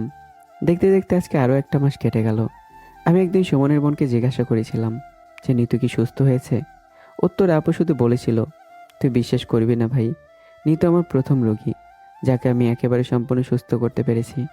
আপুর কথা শুনে সেদিন আমার অনেক খারাপ লেগেছিল যে নিতু আমাকে আর খোঁজার চেষ্টা করে না, ও এখন সব কিছু ভুলে গেছে। তবে আমার এতটুকু বিশ্বাস ছিল যে আর যাই কিছু হোক নিতু বলতে পারবে না আমাকে, আমার কথাও বলতেই পারবে না। কিন্তু সব কিছু মিথ্যা হয়ে গেল, আমাকে নিতু ভুলে গেল, যেটা আমি কখনোই বিশ্বাস করিনি। যাক, আফসোস করি না, তবে মনে মনে এই ভেবে খুশি হই যে নিতুর বাবাকে আমি কথা দিয়েছিলাম যে ও পুরোপুরি সুস্থ হবে, আর সেটাই হয়েছে। যাক, আমি মনে করি বেশ ভালো হয়েছে। আমার বিয়ের কথা এখনও চলছে। মেয়েটার সাথে মাঝে একদিন কথা হয়েছিল, তবে এর উপরে আমার কোনো ইন্টারেস্ট নেই। বুঝি না আমার কেন এমন হচ্ছে। তবে আমি এখন নিজের মতো করেই চলাফেরা করে পছন্দ করি। আম্মু শুধু এটাই জিজ্ঞাসা করেছিল আমি চাকরি ছেড়েছি কেন। উত্তরে বলেছিলাম যে আমার চাকরি পছন্দ হয়নি, এই জন্য ছেড়ে দিয়েছি। আজকে আবার সকালে উঠে গেলাম, ফ্রেশ হয়ে গিয়ে তৈরি হয়ে নিলাম। মনে মনে শুধু বলছি আজকে যেটার জন্য বাসা থেকে বেরোচ্ছি সেটার জন্য ভালোই ভালোই হয়। রুম থেকে বের হয়ে টেবিলে গিয়ে বসলাম। হালকা একটু নাস্তা করে আবার দৌড় দিতে হবে। এমন সময় এভাবে আমার পাশে বসে বলল, কিরে এত সকাল সকাল এদিকে কোথায় যাওয়া হচ্ছে? আজকে একটি ইন্টারভিউ আছে, দেখি কি হয়। যাক, ভালোই হলো। অবশ্যই তুই চাকরির জন্য রাজি হলি তো? আম্মু নাস্তা দিতে দিতে বলল, বাবা শোন, যাওয়ার আগে মেয়েটার সাথে একটু দেখা করে যাবি। কোন মেয়েটার কথা বলছো আম্মু? কোন মেয়েটার কথা বলছি মানে? আরে তোর হবু বউ। তোমার যদি এত দরকার পড়ে তুমি গিয়ে কথা বলো। আর এখন আমি ভালো একটা কাজে যাচ্ছি, সকাল সকাল এসে আমার মুডটা নষ্ট করবে না। আমার কথা শুনে আম্মুর তেমন কিছু বলেনি। আমি রেডি হয়ে বাসা থেকে বের হলাম। অফিসের সামনে যেতে যেতে অনেকটা সময় চলে গেল। বসে থাকতে থাকতে না জানি এখন আর কতটা সময় লেট হয়। এখানে তো আমার মতো অনেকে বসে আছে, চাকরি হবে তো দূরের কথা। এখানে আসলাম হুদাই এতগুলো টাকা খরচ করে। একেবারে সবার শেষে আমার ডাক পড়লো। সালাম দিয়ে ভেতরে গেলাম, কিন্তু সালাম দিয়ে দরজার কাছে দাঁড়িয়ে আমি বোকা বনে গেলাম। তার মানে এটাই কি নিতুর বাবার অফিস? আমার সামনে এখন নিতু আর ওর বাবা বসে আছে। তবে নিতুকে সুস্থ দেখে আমার যে কতটা ভালো লাগছে তাই হিসাবের বাইরে। আজকেও সুস্থ হয়ে ওর বাবার সাথে অফিসের দায়িত্ব পালন করছে, এটা দেখে যে আমার কতটা ভালো লাগছে যা বলার বাহিরে। তবে আমাকে অবাক করে দিয়ে নিতু চেয়ার ছেড়ে আমার সামনে এসে আমার পায়ে সালাম করে বলল, ভালো আছে আমার প্রিয় হাজব্যান্ড। এতদিন আপনার কাছে না যাওয়ার জন্য সরি। আপনাকে শুধু চোখে চোখে রেখেছি, আর আমি জানতাম আপনি আমাদের অফিসের চাকরির জন্য আবেদন করছেন। এই কথা বলে নিতুকে আবার চেয়ারে বসলো। আঙ্কেল এবার দাঁড়িয়ে নিতুকে বলল, তাহলে মা আমি গেলাম, তুই তোর হাজবেন্ডের ইন্টারভিউ নে, ঠিক আছে? আর ইন্টারভিউ শেষ হলে ওকে আমার রুমে পাঠিয়ে দিবি। আঙ্কেল এবার আমার সামনে এসে আমার গায়ে হাত দিয়ে বলল, কি বলছিলাম, ও সব কিছু বলে যাবে, সবাইকে বলে দিতে পারে, কিন্তু যে ওর সেবা করেছে আর স্বামীর দায়িত্ব পালন করেছে তাকে কিভাবে বলে যাবে বলো? আমি বলছিলাম না ও তোমাকে কখনো ভুলবে না? আচ্ছা শোনো, আমি কি বলি, যাওয়ার আগে কাজে অফিস থেকে দুইজন আবার বিয়ে করে দিবি, এতে আমার কোনো আপত্তি নেই। আর এই বিষয়ে তোমার সাথে আমার আগেই সব কিছু বলার ছিল। আচ্ছা এখন তাহলে আমি গেলাম। আঙ্কেল আর কিছু না বলে চুপচাপ বের হয়ে চলে গেল। তবে নিতু আমাকে স্বামী মনে করে সালাম করলো, যদিও সেটা উচিত নয় পা ধরে সালাম করা। যাক, ও তো আমায় ভোলেনি। আঙ্কেল ঠিক কথাই বলেছে যে নিতু সবাইকে বলে যেতে পারে, কিন্তু আমাকে বলতে পারবে না। আমি চেয়ারে বসবো, কিন্তু নিতু রাগ দেখিয়ে বলল, আপনি এখানে বসবেন না, এখন দাঁড়িয়ে থাকেন বলছি। আমাকে কষ্ট দিয়ে আপনি খুব সুখে আছেন না? আর আমি কি বলছি যে আপনি আমাকে ছেড়ে চলে যান? নিতুর কথা শুনে বললাম, দেখো নিতু, আমি তোমার সাধারণ একজন বডিগার্ড। আজকে আবার আমি তোমার অফিসে চাকরির জন্য এসেছি। তবে আমার কি করার আছে বলো? আমি চাইছিলাম আপনি নতুন করে সব কিছু জানতে শিখুন, এজন্য আপনাকে ছেড়ে চলে গেলাম। এছাড়া কিছু করার ছিল না আমার। নিতু চেয়ার থেকে উঠে আমার সামনে এসে আমার হাত ধরে বলল, যখন আমি অসুস্থ ছিলাম তখন কেন তুমি স্বামীর পরিচয় দিয়েছিলে আমাকে? তখন কেন বলতে আমি সবসময় তোমার কাছেই আছি? যে মানুষটা সবসময় আমার পাশে ছিল তাকে কিভাবে আমি ভুলে যাব? আপনি মানেন আর নাই মানেন, আমি তো আপনাকে মন থেকে স্বামী হিসাবে মানি। নিতুর হাত ধরে চোখের দিকে তাকালাম। দেখো নিতু, তুমি এখন সুস্থ একটা মেয়ে, এত বড় কোম্পানির একজন মালিক। আমার থেকেও ভালো ছেলে তুমি বিয়ে করতে পারবে। এই জন্য আমি তোমার ভালোর জন্য সব কিছু করেছি। আপনি যদি এমন কথা বলেন তো আমি আপনাকে একেবারে ছেড়ে চলে যাব, কিন্তু তখন কেন আপনি আমাকে ছেড়ে চলে গেলেন না? তখন তো আমি অসুস্থ ছিলাম, কিন্তু আপনি আমাকে ছেড়ে যান নাই। আর আজকে আমি সুস্থ, এখন বলছেন আমি আমার স্বামীকে ছেড়ে চলে যাব? আপনাকে আমি আমার সারা জীবনের বডিগার্ড বানাবো, হবেন না আমার বডিগার্ড? আমি মিতুকে টান দিয়ে জড়িয়ে ধরলাম। আমি জানতাম সব কিছু ভুলে যেতে পারো তুমি, কিন্তু আমাকে বলতে পারবে না। আমি জানতাম তুমি একদিন হলে আমাকে খুঁজে বের করবে।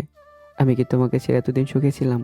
জানো, আমার আম্মু আমার জন্য মেয়ে দেখতেছেন, কিন্তু ওই মেয়ের প্রতি আমার একটু ইন্টারেস্ট নেই। আমি তোমাকে ছাড়া আর কাউকে চিন্তাই করতে পারি না। তোমার সাথে থাকতে থাকতে তোমাকে আমি অনেক আগে ভালোবেসে ফেলেছি।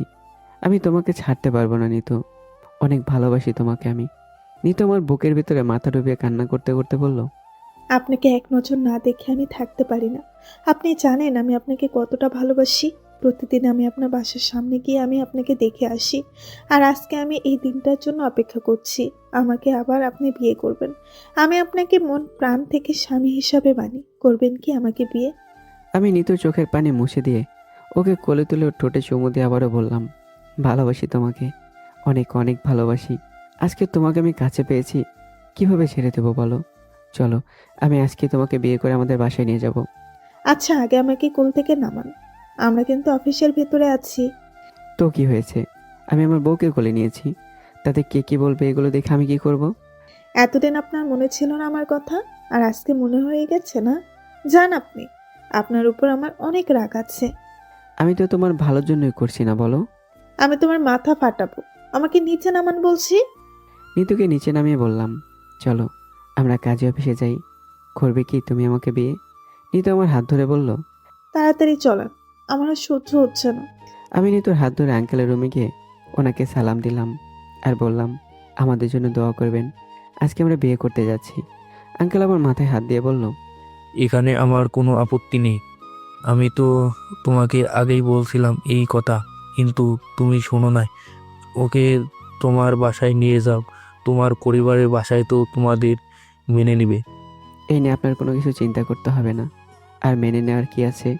যাকে আমি ভালোবাসি তাকে বিয়ে না করে কি অন্য মেয়েকে করব? আমার মাথা খারাপ হয়েছে? নিতু আমার হাত ধরে বলল, আরে চলেন তো, আমাদের দেরি হয়ে যাচ্ছে। এত দেরি করে গেলে কি হবে? আমি জানি আজকে আপনি এখানে আসবেন, আর সেই জন্য আমি অপেক্ষা করে বসে আছি। চলেন না প্লিজ। নিতুর হাত শক্ত করে চেপে ধরলাম। আরে ম্যাডাম, একটু অপেক্ষা করেন, এত তাড়াহুড়ো করলে কি হবে? যাবো তো। যাবো তো মানে? তাড়াতাড়ি চলেন। নিতুকে নিয়ে সরাসরি কাজে অফিসে গেলাম, কিন্তু ওখানে গিয়ে মনে হলো বিয়ে তো করবো, কিন্তু সাক্ষী লাগবে যে। নিতুকে এই কথা বলতেই ও মুখ বাঁকিয়ে বলল, আমি কিছু জানি না, আজকে আমাদের বিয়ে হবে শুধু এটাই জানি। তুমি কিভাবে কি করবে এটা বলতে পারি না। কি আর করব? শেষে কাউকে না পেয়ে ইভাকে আর সুমনকে বললাম ওদের সাথে কয়েকজন নিয়ে আসতে। কিছুক্ষণ বসে থাকার পর সবাই চলে আসলো। ইভা নিতুকে আমার সাথে দেখে বলল, থাক ভাইয়া, তোর আর কিছু বলতে হবে না, আমি সব কিছু বুঝে গেছি। আর আমি জানতাম না এমন একটা কিছু হবে। দেখতে দেখতে নিতু আর আমার বিয়ে হয়ে গেল। সবাইকে বিদায় দিলাম। এখন আমরা দুই ভাই বোন আর আমার বউ।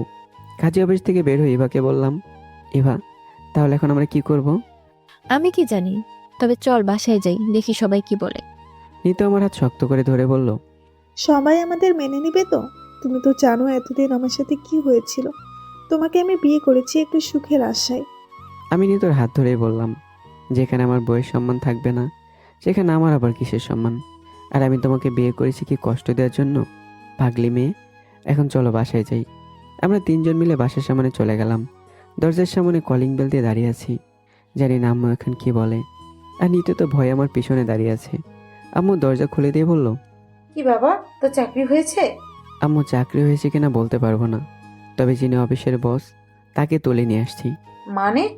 আমি নিতুকে বললাম, নিতু যাও, তোমার শাশুড়ি আম্মা গিয়ে সালাম দাও। আমার কথা শুনে নিতু আম্মুকে সালাম দিল।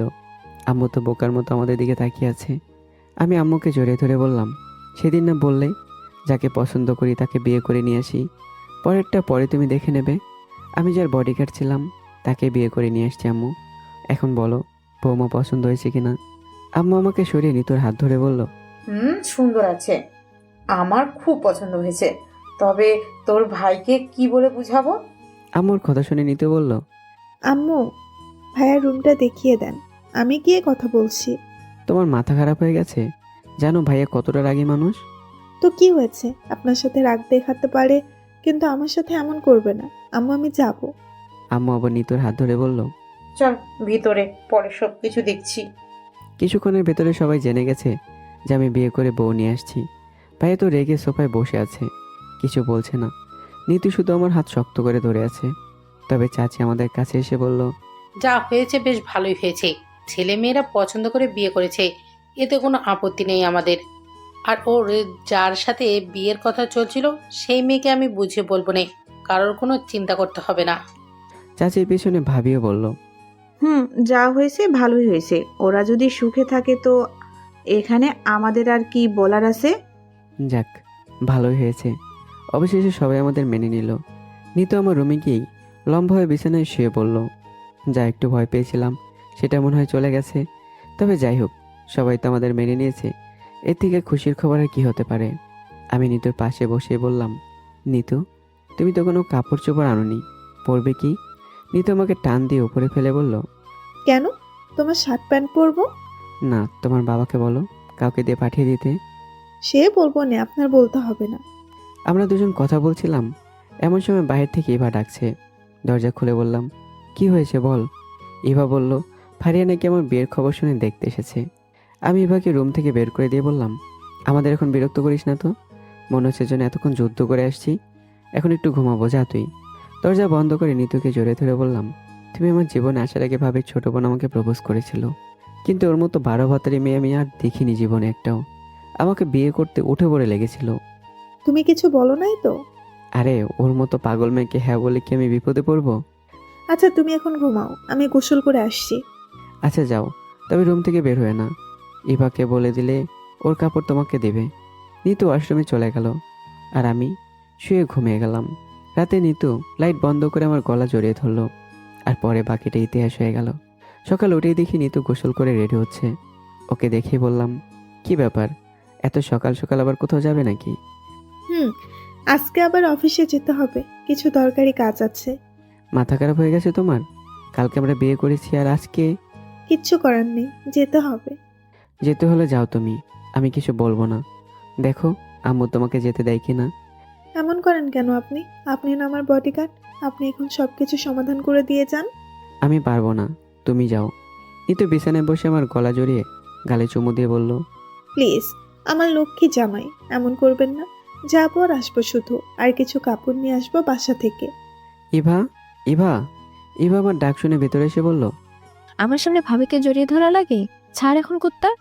আমি নিতু গেলে শক্ত করে জড়িয়ে ধরে বললাম, আমার বউকে আমি ধরবো, তাতে তোর কি? নিতু আমাকে ছেড়ে উঠে বলল, ছোট বোনের সামনে এমন করেন, লজ্জা লাগে না? না, আমার লজ্জা লাগে না। আর ইভা শোন, তোর ভাবির সাথে একটু অফিসে যাতো, যাবি আর আসবি। ইভা মুখ বাঁকিয়ে বলল, আমি বাবা পারবো না। আমি মানিব্যাগ থেকে কিছু টাকা বের করে ইভার হাতে দিয়ে বললাম, এখন তাহলে যা। ইভা হাসি দিয়ে বলল, এই তো এতক্ষণ বুঝলি ভাবি, আমি রুমে গিয়ে রেডি হচ্ছি, আপনি আসেন। ইভা যেতেই নিতু আবার আমার পাশে এসে বলল, আমি যদি আপনাকে ভুলে যেতাম তাহলে আপনি কি করতেন? কি আর করতাম, আরো 2টা মেয়েকে বিয়ে করে নিতাম। নিতু আমার বুকে খিলকুশি দিতে দিতে বলল, কুত্তা। আমি নিতুকে জড়িয়ে ধরে বললাম, আমার বিশ্বাস ছিল তুমি আমাকে মনে রাখবে আর আমি জানতাম তুমি আবার আমার কাছে ফিরে আসবে, এই জন্য আমি এত কিছু করিনি। বুঝলেন ম্যাডাম? নিতু আমার গালে চুমু দিয়ে বলল, বুঝলাম। আমি এবার হাসি দিয়ে বললাম, তাহলে সবাইকে বলো আমরা এখন চলে যাই। আর এতক্ষণ ধরে যারা আমাদের গল্প শুনছিল তাদের বলো অনেক অনেক ধন্যবাদ। কাদের বলবো, এখানে তো কেউ নেই। ওই দেখো আবার পাঠকেরা কিভাবে তাকিয়ে আছে। ও হ্যাঁ, তাই তো। এই আপনারা গিয়ে ঘুমান যান। আর এই ঠান্ডার মাঝে না মরতে চাইলে আমার মতো বিয়ে করেন, অন্তত কাউকে জড়িয়ে ধরে ঘুমাতে পারবেন। কোলবালিশ জড়িয়ে আর কতদিন? থাক নিতু, আর বলতে হবে না, ওরা বিয়ে করেই নেবে আর ঠান্ডা থেকে বেঁচে যাবে, যে ঠান্ডা পড়েছে। তো বন্ধুরা, আপনারা সবাই ভালো থাকুন। আর এই শীতের মধ্যে যারা বিয়ে করেন একটা বিয়ে করে নেন, শান্তিতে ঘুমাতে পারবেন। তো গল্পটা কেমন হয়েছে কমেন্ট করবেন। দেখা হচ্ছে আবারও। ভালো থাকবে, সুস্থ থাকবে। আল্লাহ হাফেজ, টাটা।